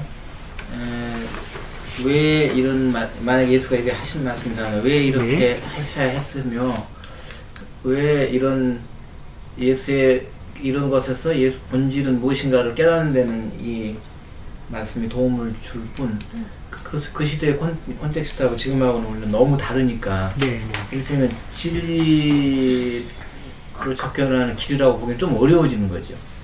그러니까 그 본질을 예수께서 도대체 그분도 하나의 그런 구도자였다면 왜 그 상황에서 이렇게 할 수밖에 없었는가를 아는 데는 이것이 도움이 될지 네네. 모르지만 예. 그냥 보편 사람들이 이걸 보고 네. 이거를 삼아서 진리를 이해하기는 매우 이제 오히려 더 혼란스러워.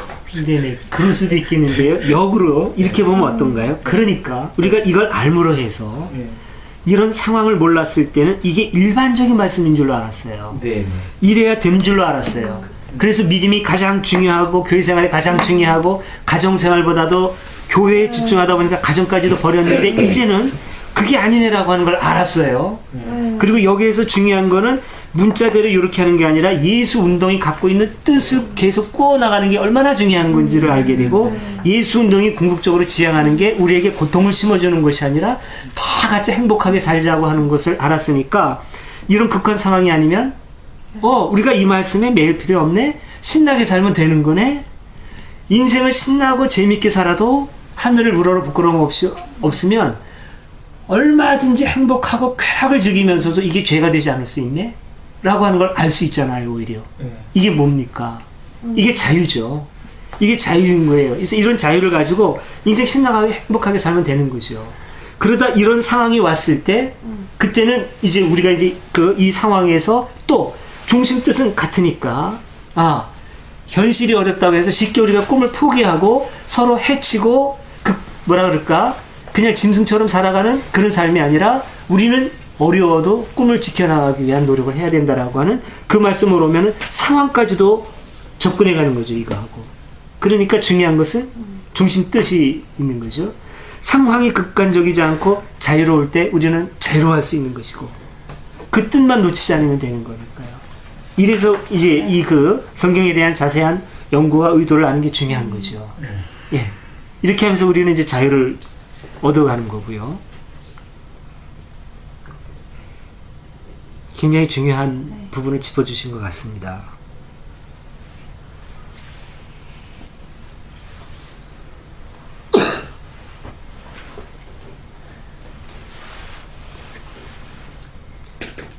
그리고 마르코 복음에요. 우리가 이제 그 마르코 복음이 원인이 가깝다고 그랬죠. 마르코 복음에 보면 이제 재난의 시작 그래가지고 이렇게 나오지 않습니까? 사실 요 재난에 대한 부분은 마르코 복음에 16장까지 있으니까 마지막 부분이죠.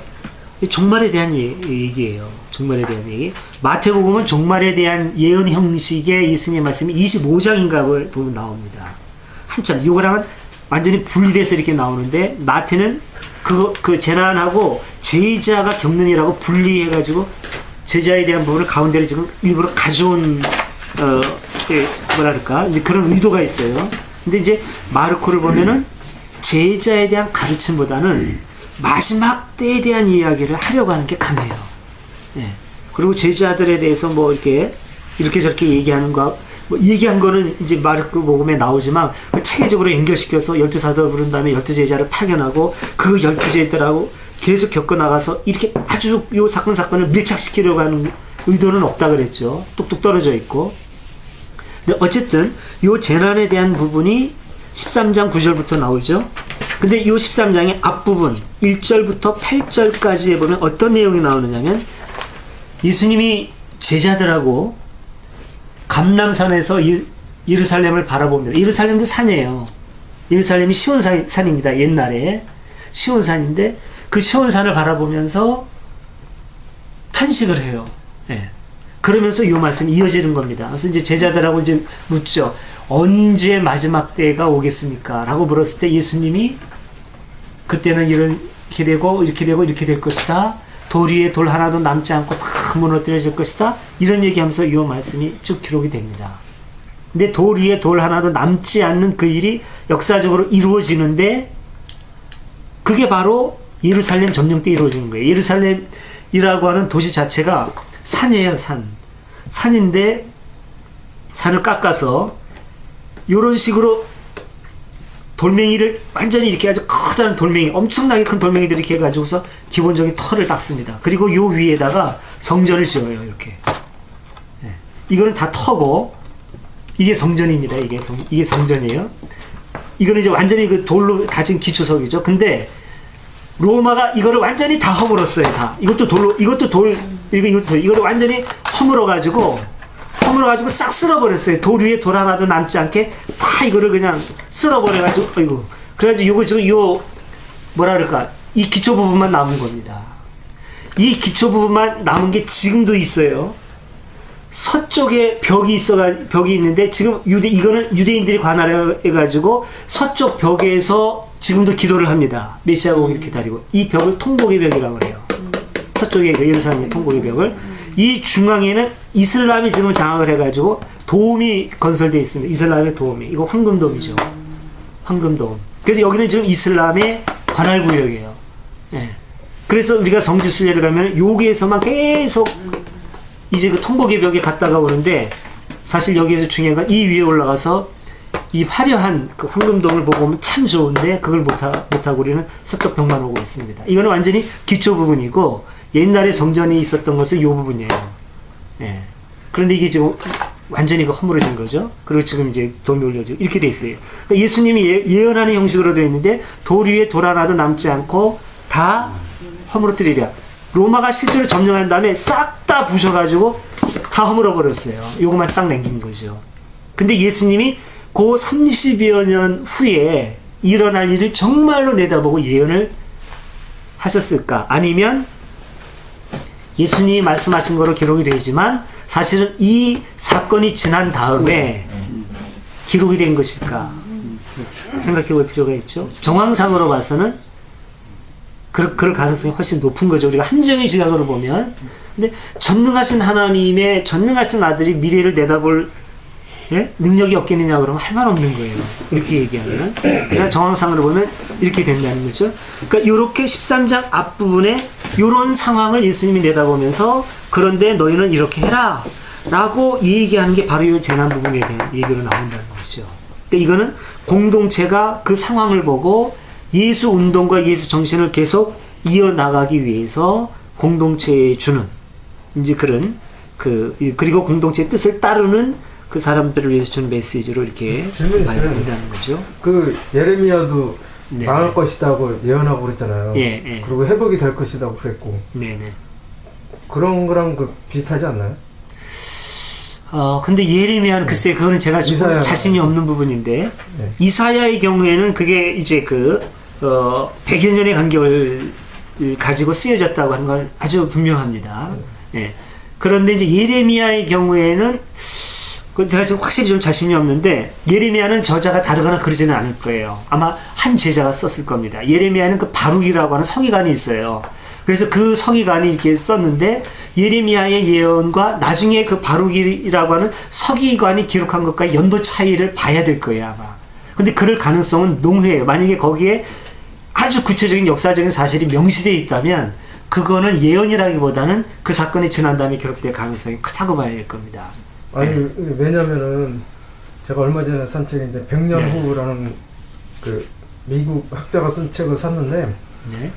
보면 사람들이 이제 이 점쟁이가 아니고 현재 돌아가는 상황 이렇게 정세 이런 거를 갖다가 토대를 해가지고 이렇게 그 예견을 하는 건데 과거에 그 예언자들도 그러지 않았을까. 그냥 돌아가는 상황 보니까 네네. 이렇게 부패하고 그러다 보면 아무래도 국민의 그 통합력도 구심력도 이렇게 떨어지잖아요. 그러다 보면 침략을 또 불러오게 되고 침략을 이렇게 보면 멀쩡한데 하는 게 아니라 그 나라가 이렇게 좀 약해 보이고 그런 거 아무래도 그런 것도 있지 않을까요? 그래서 이제 예언자들이 이제 자꾸 이런 식으로 나가면은 경고하는 의미에서 예수님도 혹시 또 그러지 않았을까? 그런 예언은 맞습니다. 그거는 틀림없이 있는 거예요. 우리가 이제 그 예언자를 예언자라고도 하고 선지자라고도 하죠. 선지라는 말은 앞서 보았다는 거거든요. 앞서 알았다. 예. 그리고 이제 이거 차라리 선지자가 좀 정확해요. 정황을 보는 거죠. 흐름을 보고 미리 아는 거예요. 딴 사람이 깨우치기 전에. 이게 맞는 겁니다. 근데 우리는 예언하면은 장래 일을 미리 맞추는 걸로 얘기를 하잖아요. 근데 예언할 때 예라고 하는 것은 무슨 말이냐면은 맞는다는 뜻이에요. 말씀을 맞는다는, 예금하면 돈을 맞는다는 뜻이지 않습니까? 그 예자예요. 하나님의 말씀을 맞는다는 거예요. 예언자는 하나님의 말씀을 맡아 있는 사람이에요. 그래서 하나님의 말씀을 전하는 것이 그게 반드시 미래일 필요는 없는 겁니다. 과거일 수도 있고 현재일 수도 있는 거예요. 그래서 예언자, 즉 선지자는 뭐냐면 정황을 미리 내다보고 하나님이 주시는 지혜로 꼭 이렇게 되면 꼭 인격적인 하나님이 너 이렇게 생각하는 게 아니죠. 우리는 이미 어떤 그 예지적인 능력을 가지고 그런 상황을 보고서는 경고를 하는 거죠. 그러니까 이사야나 원 이사야, 제1 이사야라든가 이때 예루살렘이 유다가 멸망하기 이전에 내다보고 강대국가 어떻게 해야 된다라고 하는 걸 생각하고 계속 경고하는 예언자들의 메시지는 맞는 거죠. 그대로 맞는 건데 우리가 이제 어떤 그 예언이라든가 선지자라고 하는 걸 그런 관점에서 봐야지, 운명론 점쟁이가 점을 치듯이 10년 후에 아무개가 나타나서 요런 짓을 할 건데 이렇게 되면 위험해집니다. 그러니까 예언자는 합리적인 어떤 분석력을 가지고 어떤 신적인 카리스마와 어떤 그 지혜를 가지고 잘못 가고 있는 민족의 방향을 나무라고 바른 방향으로 가기를 외친 사람이었지 10년 후, 20년 후 혹은 몇백 년 후의 일을 점친 사람은 아니었다는 것이요. 그러니까 성경에 나오는 몇십 년의 우리가 점쟁이처럼 들어맞았을 경우에 그거는 미래의 일을 점친 거라기보다는 후에 그걸 썼을 가능성이 크다는 거고, 그리고 선지자, 그러니까 이제 예언자의 글이라는 게 이제 그래요. 그 사람이 썼을 때 오늘날 우리처럼 즉각적으로 이렇게 기록하는 게 아니라 후대에 기록될 수도 있고, 예레미야서도 애가가 분리되어 있잖아요. 애가라고 하는 건 말 그대로 예루살렘의 멸망을 내다보고 슬퍼하는 노래거든요. 그거는 이제 후에 기록이 된 것이죠. 이런 걸 놓고 봤을 때 예레미야에도 그런 식으로 예레미야의 후대에 예레미야의 예언 활동에 덧붙여서 제2 이사야나 제3 이사야가 원 이사야를 따라서 활동을 했듯이 그의 제자들에 의해서 기록돼서 가능성은 있다고 볼 수 있습니다. 김구 선생님이 그 북한에 간 것도 이러다가는 그 동족상잔 비극이 올 가능성이 많기 때문에 선지자는 우리 민족의 예언자죠. 우리 민족의 선지자. 그러니까 그런 시각으로 봤을 때 예수님도 이러다가는 로마한테 완전히 괴멸에 처하게 될 가능성이 많으니까 이렇게 슬퍼하고 그러지 않았을까? 당연히 그랬겠죠. 당연히 그랬겠죠. 그러니까 이 예언자 그룹의 예수운동의 정점에는 당연히 예수님이 계신 것이고, 이사야 활동의 중심에는 이사야가 있다고 봐야 되겠고요. 예루살렘이 이스라엘 땅이잖아요. 이스라엘 수도. 근데 거기에 그 예루살렘 성전이 또 이슬람 성전이 있으면 그 성전 땅만 그 사람들 거예요? 지금 현재? 지금은 그렇죠. 그러니까 남의 나라의 동 예루살렘, 서예루살렘. 그러니까 거기는 구역이 있어요. 구역이 있어가지고 이슬람이 관할하는 구역이 있어요. 동예루살렘. 쫓아오고 있는 이스라엘에서. 근데 이제 그게 그 상징성이 있기 때문에 만약에 그랬다가는 이제 죽을 각오를 하면 그럴 수도 있죠. 3차 세계대전이 벌어지죠. 그러니까 이제 지금 현재 예루살렘은 그 3대 그 종교의 공통 성지거든요.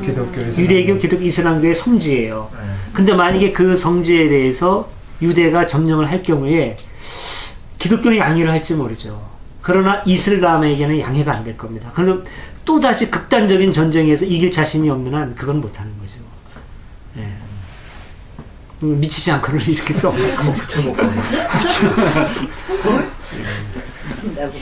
세계 정세. 장벽 다 완성했잖아요. 팔레스타인 분리장벽. 그래도 3m가 5m인가 엄청 왕래를 못하게끔 그냥.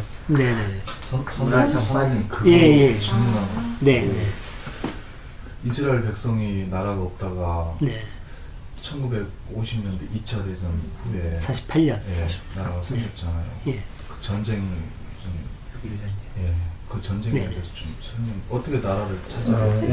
영국이랑. 그러니까 이제 이스라엘이 그때는 전쟁에 의해서 나라를 찾은 건 아닙니다. 이제 전쟁은 나중에 하게 되고, 그 전에 저도 이제 그 정확하지는 않아요. 근데 이제 제가 알고 있는 바로는 아랍 세계가, 그러니까 서구 제국의 영향력 안에 이렇게 들어오는 게 18세기인가 그럴 겁니다. 아마 나폴레옹 이후일 거예요. 나폴레옹 이후에 이제 서구 세력이 이제 밀리기 시작하고, 오스만 투르크. 오스만 투르크도 이제 멸망하고 나서 이제 그 서구 세력의 영향을 받기 시작하죠. 그리고 특히나 팔레스타인에 결정적인 영향력을 갖고 있었던 나라는 영국이었습니다. 근데 그때 그러니까 유대인들은 끊임없이 로비를 했어요. 살아남기 위한 로비를 계속 강대국에 붙여서 했는데 영국한테 제가 알기로는 틀릴 가능성이 있다는 걸 염두에 두고 들어주세요. 네. 영국한테 계속해서 유대 민족의 중심 세력이 영국을 계속 도와주면서, 그러니까 나쁘게 말하면 빌붙는 거죠. 그래서 그들에게 요구한 게 뭐냐면은 당신들을 우리가 최대한 도와주겠다. 나중에 우리가 나라를 되찾을 수 있도록 도와달라. 그런 모든 면에서 우리가 도와주겠다. 돈은 많아요. 유대인은 세계 곳곳에 터지고 나라는 이렇지만 그렇게 해서 이제 그 영국이 주도가 돼가지고 그때 당시만 해도 영국의 입김은 상당히 셌죠. 오늘날의 미국하고는 또 다르고. 네. 그래서 나중에 그리고 이제 그 아랍은 점점 힘을 잃어버려요. 그리고 그런 어떤 그 세계 역학이라든가 이런 데 대해서는 상당히 좀 이렇게 좀 둔감해지고 몇백 년 전에는 굉장히 문명도 앞서 있었지만 그래서 2차 대전의 그 와중에 영국하고 그 유대하고 이제 밀약이 이루어지는 거죠. 그 유대인들이 본토를 회복하고자 하는 그런 운동을 시오니즘이라고 하거든요. 그 시오니즘이 구체화된 역사는 오래되는 걸로 알고 있어요. 제가 생각하기에는 1800년대 후반인가 그때부터 시작이 돼서 거의 몇십 년, 100년 가까이 그런 작업을 해오는 거죠. 그래서 영국의 지도자들하고 합의를 한 것이 우리를 계속 너희들이 도와주면 나중에 너희들의 그 나라를 세워주겠다. 시온 예루살렘. 예. 네네, 시온이 예루살렘을 말하는 거죠. 그래서 예루살렘을 되찾는 운동을 시오니즘이라고 얘기를 하고, 그러면서 아마 미국이라든가 이런 데도 계속 연결이 될 겁니다. 제가 알기로는 영국이 주도하고, 그 다음에 어떤 그 연합군 세력하고도 계속 어느 정도 이제 소통이 이루어지면서 연합군의 승리로 가면서 1948년에요. 우리나라 정부가 수립된 것 같은 그런 해죠. 이미 독일이라든가 일본은 1945년에 멸망을 하죠. 그 3년 동안의 기간을 거쳐서 이제 이스라엘 정부가 거기 들어서게 되는 거죠. 나중에 아랍이 그거를 이제 눈치채기 시작했을 때는 이미 돌이키기 어려운 그런 상황이 됐었고, 거기에는 이제 팔레스타인이라고 하는 땅이 팔레스타인 민족이 이제 있었죠. 오늘날과 같이 국가적인 구분이 명확히 있는지는 잘 모르겠어요.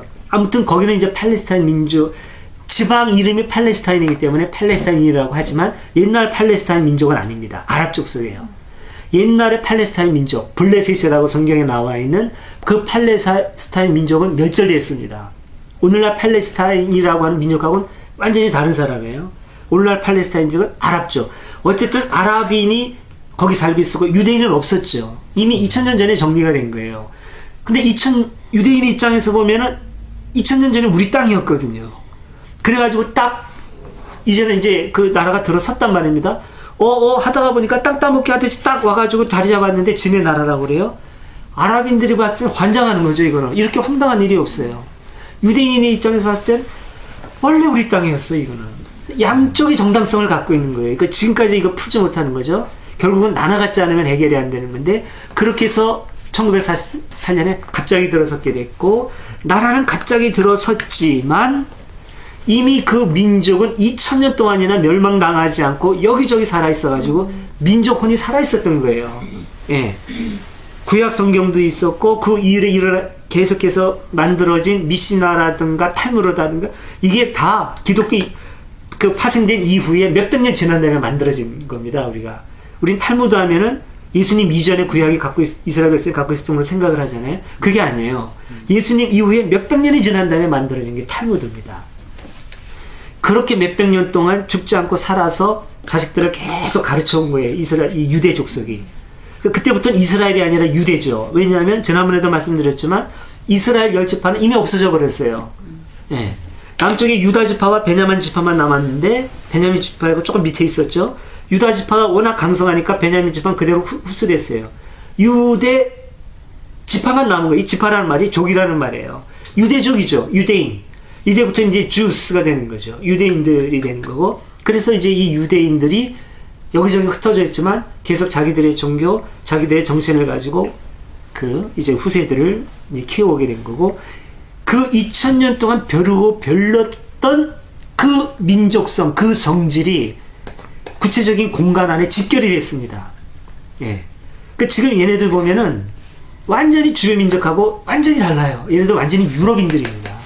유럽인들이 중심이 됐어요. 아랍인들도 있을 수 있겠지만, 보면 아랍인들 보면 다 중동 사람인데, 이스라엘 보세요. 완전히 그 금발머리에다 눈 파랗고 완전 백인들입니다. 잘 살고 부유했던 백인들하고 같이 살고 그들한테 로비를 했던 그 유대인들이 중심이 된 거죠.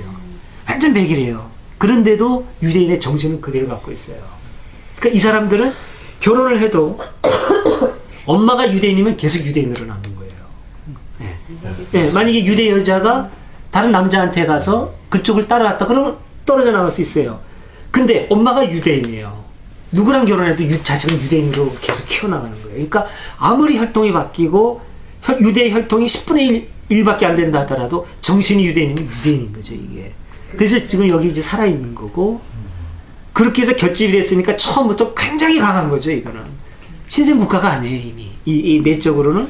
그 다음에 전 세계의 자본이 다 이를 향하고 있습니다. 그 다음에 모든 로비가 이스라엘을 지켜주는 거예요. 영국, 미국, 미국에는 곳곳에 침투되어 있어요, 지금. 미국은 묘한 나라죠, 하여튼. 미국을 정신적으로 가장 강한 영향을 주는 세력이 지금도 그 한 그룹이 유대인 아닙니까? 그러니까 이걸 이겨나가기가 굉장히 어려운 거죠. 이 땅덩어리는 조그맣지만. 예.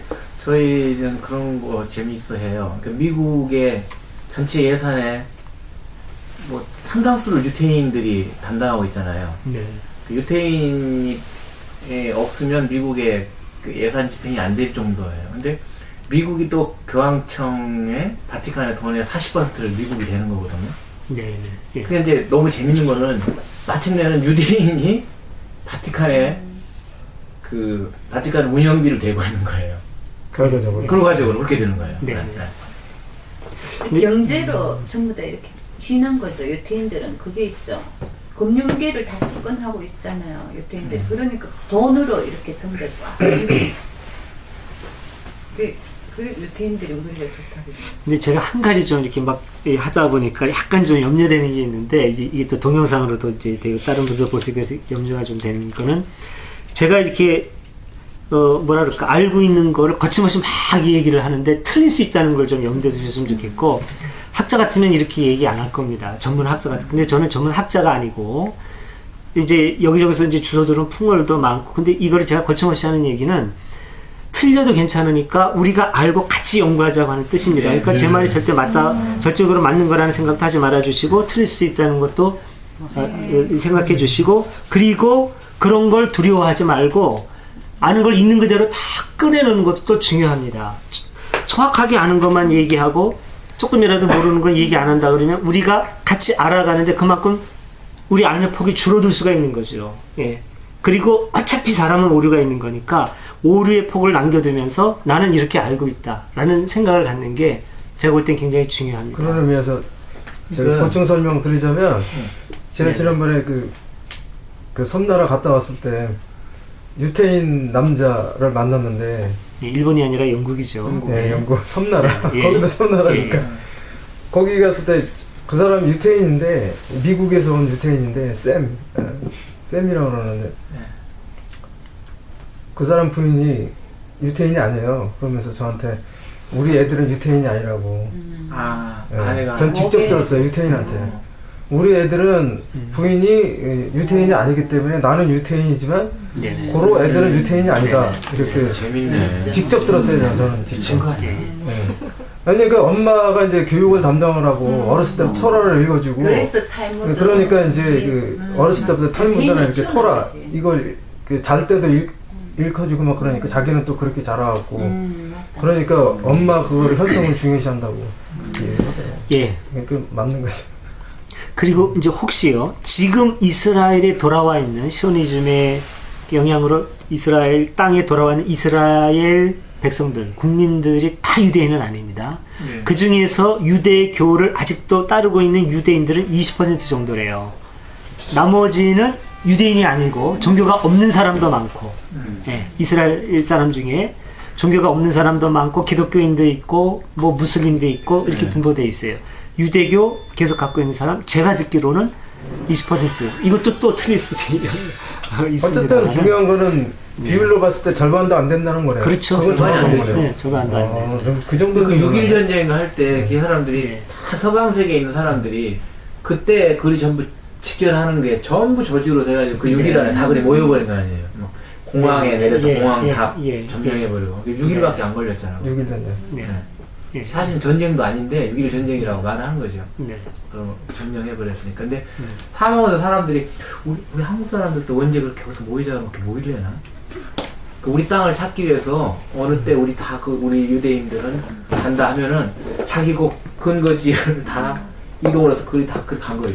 근데 민족성도 팔레스티나 중요하지만 그 자본도 중요하다는 생각이 들어요. 그 돈이 없으면 못 가잖아요. 그게 모든 것이 제가 이제 질문 드린 취지가요. 예. 그 상황을 알고자 함이 아니라 네네. 성경 말씀에 유대 민족이 2000년 동안 민족이 흩어져 있다가 네네. 나라가 세워지고 뭉친 때가 있다. 그때가 1948년이 맞는지 그걸 묻고 싶었던 거고. 그러니까 아까 말씀드린 것처럼 그런 식의 역사가 운명적으로 지워져 있다고 저는 생각하지 않습니다. 만약에 그렇다면 우리는 꼭두각시일 뿐이죠. 하나님의 연극 각본의 대로 움직이는 그 역사라는 것 자체가 하나의 그 신의 꼭두각시에 불과하게 된 거고, 그렇지는 않고 이스라엘 민족이 반드시 돌아오고 회복될 건데 언제 그런 걸 미래로 놓는 것 자체가 좀 상당히 위험한 해석인 거고, 이스라엘이 회복될 것이라는 얘기는 도처에 많이 나와요.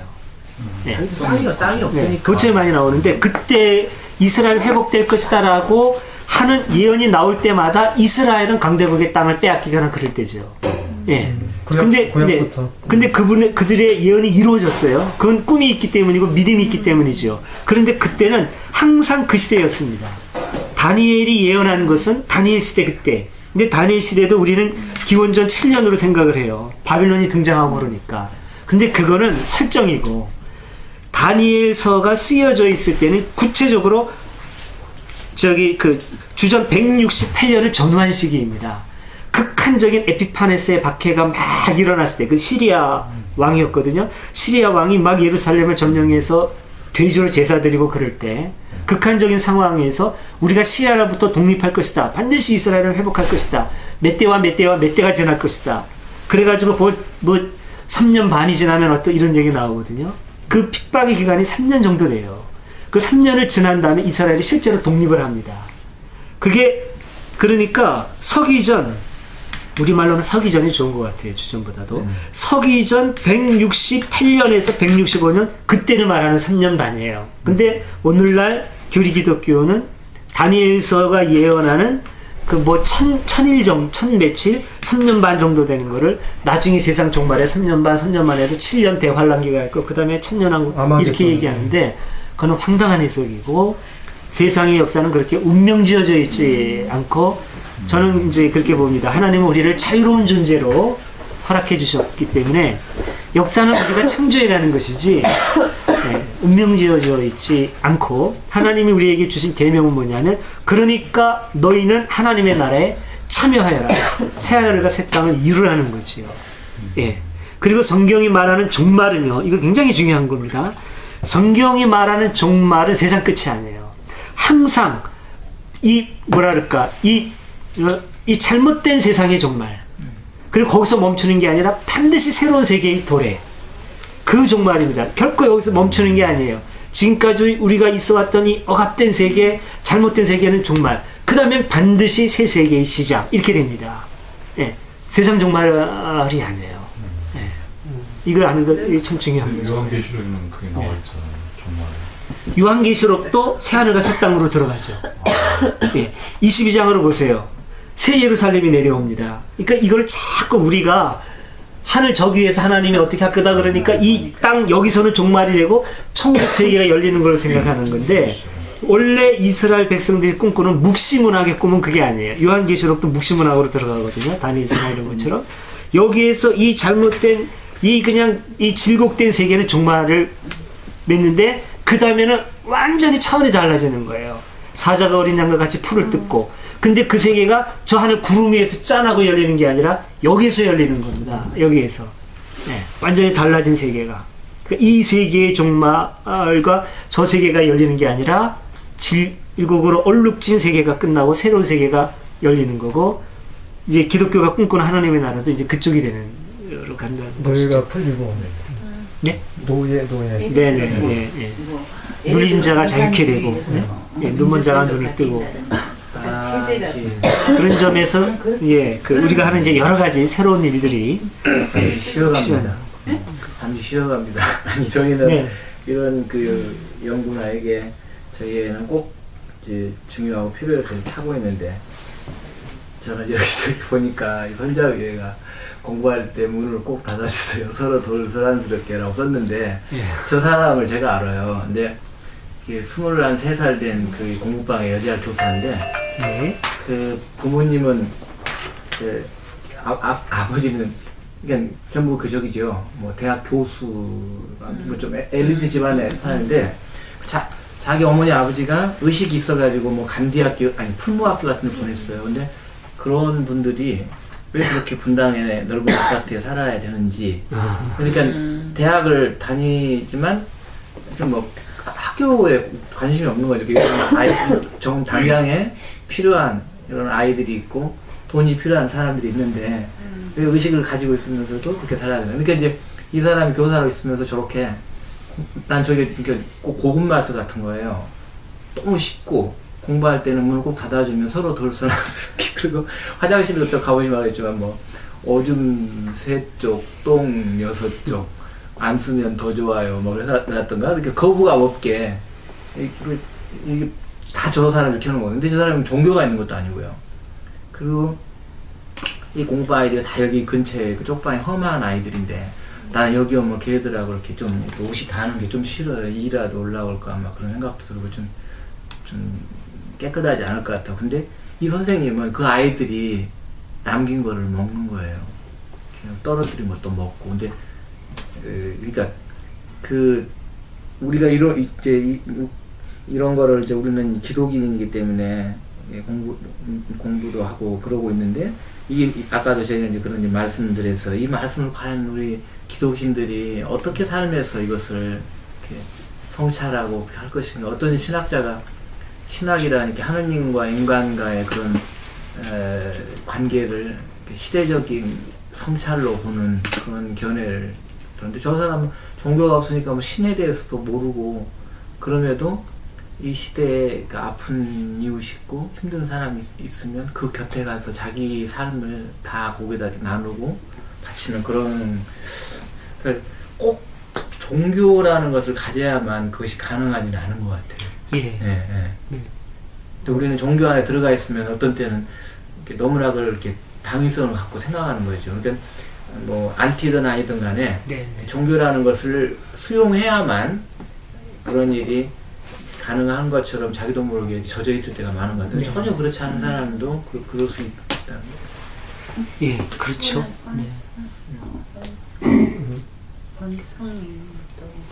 본성적으로. 안티기독교인 중에서도요, 저는 이제 안티기독교인들 좀 만나면서 상당히 이제 제가 매력을 느끼는 사람들이 있는데, 어느 종교인보다도 깊은 영성을 갖고 있다고 느껴지는 사람도 있고, 본인은 글쎄요, 뭐 영성이 있다고 싫어할지 모르지만 제가 보기에는 그래요. 그런 사람도 있고, 또 종교성하고 다른데 너무나 정말 매력적인 휴머니스트들 있고, 그런 사람들 많이 있거든요. 그러니까 분명히 어떤 그 종교를 가져야만 어떤 뭐 깊은 어떤 그 깨우침이라든가 영성의 차원에 도달할 수 있는 그건 아닌 것 같아요. 오히려 종교인이 종교의 독특한 어떤 그 조직의 논리에 매여 있을 때 어떤 깨달음이라든가 인간성의 발전에 방해를 받을 가능성이 더 크지 않을까, 그런 생각이 좀 많이 들어요. 어디를 한번 같이 갔었는데요. 라면을 끓여 먹었어요. 근데 마지막에 국물하고 좀 건더기 같은 나와 있잖아요. 물을 그거 바로 버리죠. 근데 그게 이제 버리면은 그 물을 오염시키고 또 음식은 끝까지 먹어야 한다 생각하고 있으니까 그거를 안 버리고 딱 이렇게 어딘가 갈무리 해둔 것 같았는데 밤에 냉장고를 여니까 그게 있는 거예요. 네.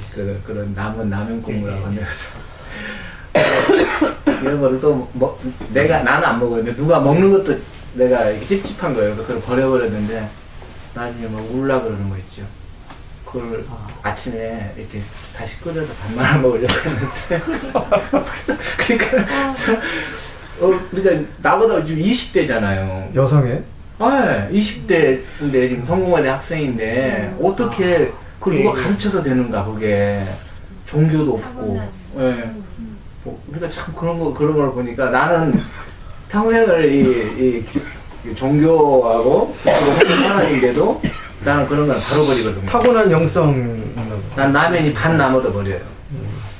그게 버린다고 잘못된 게 아니죠. 아니 그러니까 글쎄. 근데 그런 게 그게 비교될 수 없는 거라고 생각하는데요. 네. 그냥 다 오란 얘기가. 그러니까 뭐 비교할 수 있는 뭐 비교될 수는 없는데 나는 어쨌든 비교하지 않고 그 자체가 너무 아름답다는 거죠. 그 삶의 모습이. 아까 삼촌님 말씀처럼 종교를 갖는다는 게 어떤 면에서는 이렇게 거꾸로 상대적인 억압이나 왜 라면을 단계를 버리는 게 잘못이 아니에요?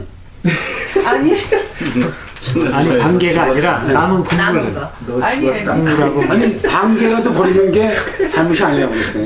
내가 국물 조금 남은 건데 버리는 거. 아니 그게 아니고 먹다가 못 먹겠으면 버릴 수. 잘못했어요. 그래 빨리. 지금 라면은 남겼다가 먹을 수가 없잖아요. 불어 터지니까. 아니 남겼다 먹을 수 있어요. 좀 대충 아니 저 확인적으로 할 게 있는데 아까 좀 그 주기도문 할 때 네. 교리의 때가 타지하는 것이 주기도문이라고 이렇게 말씀하셨는데 예. 그 나라가라는 것에 대해서 확실히 정리가 됐고 그 전에 네. 나라이가 뭐조사라 해서 나라이가 애와 같은 거라 뭐 그렇게 배웠었어요. 근데 지금 다시 네, 네, 나라가가 네, 맞다라고 네. 다시 정리됩니다. 예. 그다음에 전에 성경 신학 공부를 하면서 이 주기도문이 마태와 누가에 있다겠나요? 누가에 두 군데서 나오는데 네. 원어에는 그 우리가 우리에게 잘못한 사람을 용서해 주시고 아니고 마태와 다르다는 거죠. 우리가 우리에게 빚진 자를 사해 준 것, 우리가 빚진 사해 준 것처럼 우리 빚이라는 건데 바뀌어졌다. 마태에서 교리화됐다. 그렇게 알고 있습니다 지금. 그래서 맞습니다. 어떻게 되나? 맞습니다. 그러니까 이제 누가복음에 그 빚진 자라고 돼 있을 거고 마태복음에 이게 어떻게 되는지 잘 모르겠어요. 근데 원래 의미는 빚진 자가 맞는 걸로 저도 알고 있고 마태는 사회적인 거를 종교적으로 바꾸는 성향이 많이 있는 분이에요. 이분이. 그러니까 좋게 보면은 상당히 종교적인 분이고 약간 부정적으로 보면은 어떤 그 사회적인 변혁성에 좀 거부감을 갖고 있는 분이라고도 볼 수 있어요. 어떤 그 유대에 갖고 있는 전통 종교에 대한 애착도 강하고 그러면서 그거는 부족하고 그 예수님의 그 복음으로 그걸 재해석하려는 경향이 많은데 원래는 그런 것들이 예수님이 갖고 있었던 사회성을 결과적으로 죽이는 결과를 가져올 수도 있죠. 그러니까 그렇죠. 여기서 말하는 것은 한해 그 빚에 관한 거, 물질적이고 금전적인 것이 수도 있는 거죠.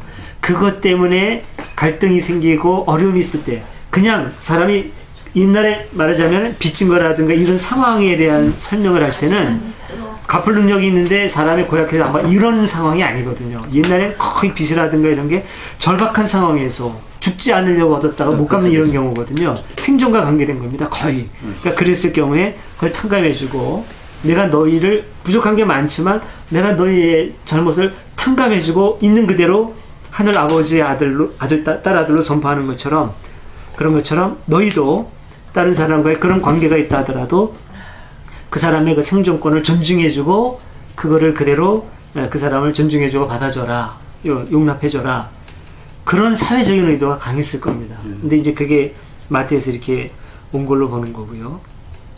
그렇다 하더라도 마태에서도 어쩔 수 없는 것은 하나님이 나라가 갖고 있는 현재성, 가는 어떤 도피하는 게 아니라 임하는 이곳에서 그 만들어내는 그 하나님 나라의 그 현재성은 그대로 살아있지요.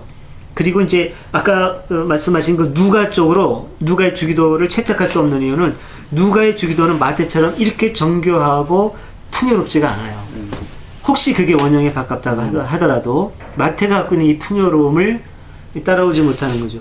그리고 마가에도 그게 없다고 보기는 어려울 겁니다. 근데 마타에는 아주 짧게 그게 한 줄 한 줄 띄엄띄엄 있다든가 이럴 수도 있는 거죠. 가톨릭 교회에서 이거 이렇게 바꾼 걸 아시고 계시나요? 예. 어떻게 해요? 우리가 우리에게 잘못한 사람을 용서해 준 것 같이 우리 죄를 용서해 주시고를 네. 가톨릭 교회에서 한 10년 전에 바꾸었거든요. 왜냐하면 이게 아버지한테 하는 기도인데 하느님 아버지에게 우리가 용서해 준 것처럼 당신도 해라. 그러니까 하느님에게 우리를 우리 본보라고 하는 우리를 모범 삼아 당신도 그렇게 되는 거잖아요. 예. 그래서 가톨릭 교회에서 그걸 바꿨어요. 그런 말씀도 용서 하원이로 바꿨어요. 뭔데 용서? 네. 이 말투는 지금 우리가 용서한 것 같이 당신도 우리를 용서해. 네네. 제가 한 요 내용은 저는 기억이 안 나는데 어쩌면 제가 이 문장을 만들었을 수도 있고요, 이렇게. 근데 일단은 제가 따온 거는 주기도문이 개신교에서도 최근에 그 여러 교단이나 이런 데서 합의해가지고 바꾼 표현이 있어요. 네, 그게 개혁 성경이 바뀌면서, 여기 거기에 하여튼 현재 수업되어 있는 문장일 겁니다. 그걸 제가 그대로 일단은 그걸 가져온 것 같은데, 거기에서 바뀌었다면 제가 좀 손을 댄 걸 수도 있고 지금 확실히 기억이 안 나요. 용서해 준 것 같이보다는 용서하오니로 하면 안 낫나? 우리가 우리에게 잘못한 사람을 용서해 준 것 같이. 그러니까 우리가 한 것처럼 당신도 해주십시오. 이런 얘기처럼 되니까 약간 좀 건방진 느낌이 드네요. 남을 용서하겠다 그런 뜻으로 용서하오니로 바꿨거든요. 용서하오니 꼭 갖출 필요가 없지만 그 내용은 우리가 잘못한 사람을 용서하오니 우리 죄를 용서해 주시고 이러면 더 좋을 것 같은 생각이 드네요. 그럴 것 같은 느낌이 드네요. 의미상으로. 그렇게 되죠. 의미상으로 그게 괜찮을 것 같은 느낌이 드는데. 준 것 같이는 너무나. 네네네.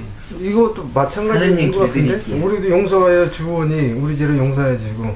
근데 의미상으로 좀 의미가 있는 것 같아요. 자판기 100원 넣으니까 100원. 이럴 때 그거는 당신한테 용서받기 위해서 우리도 미리 용서하겠다 그 말. 잠깐만 하실 말씀 있었던 것 같은데.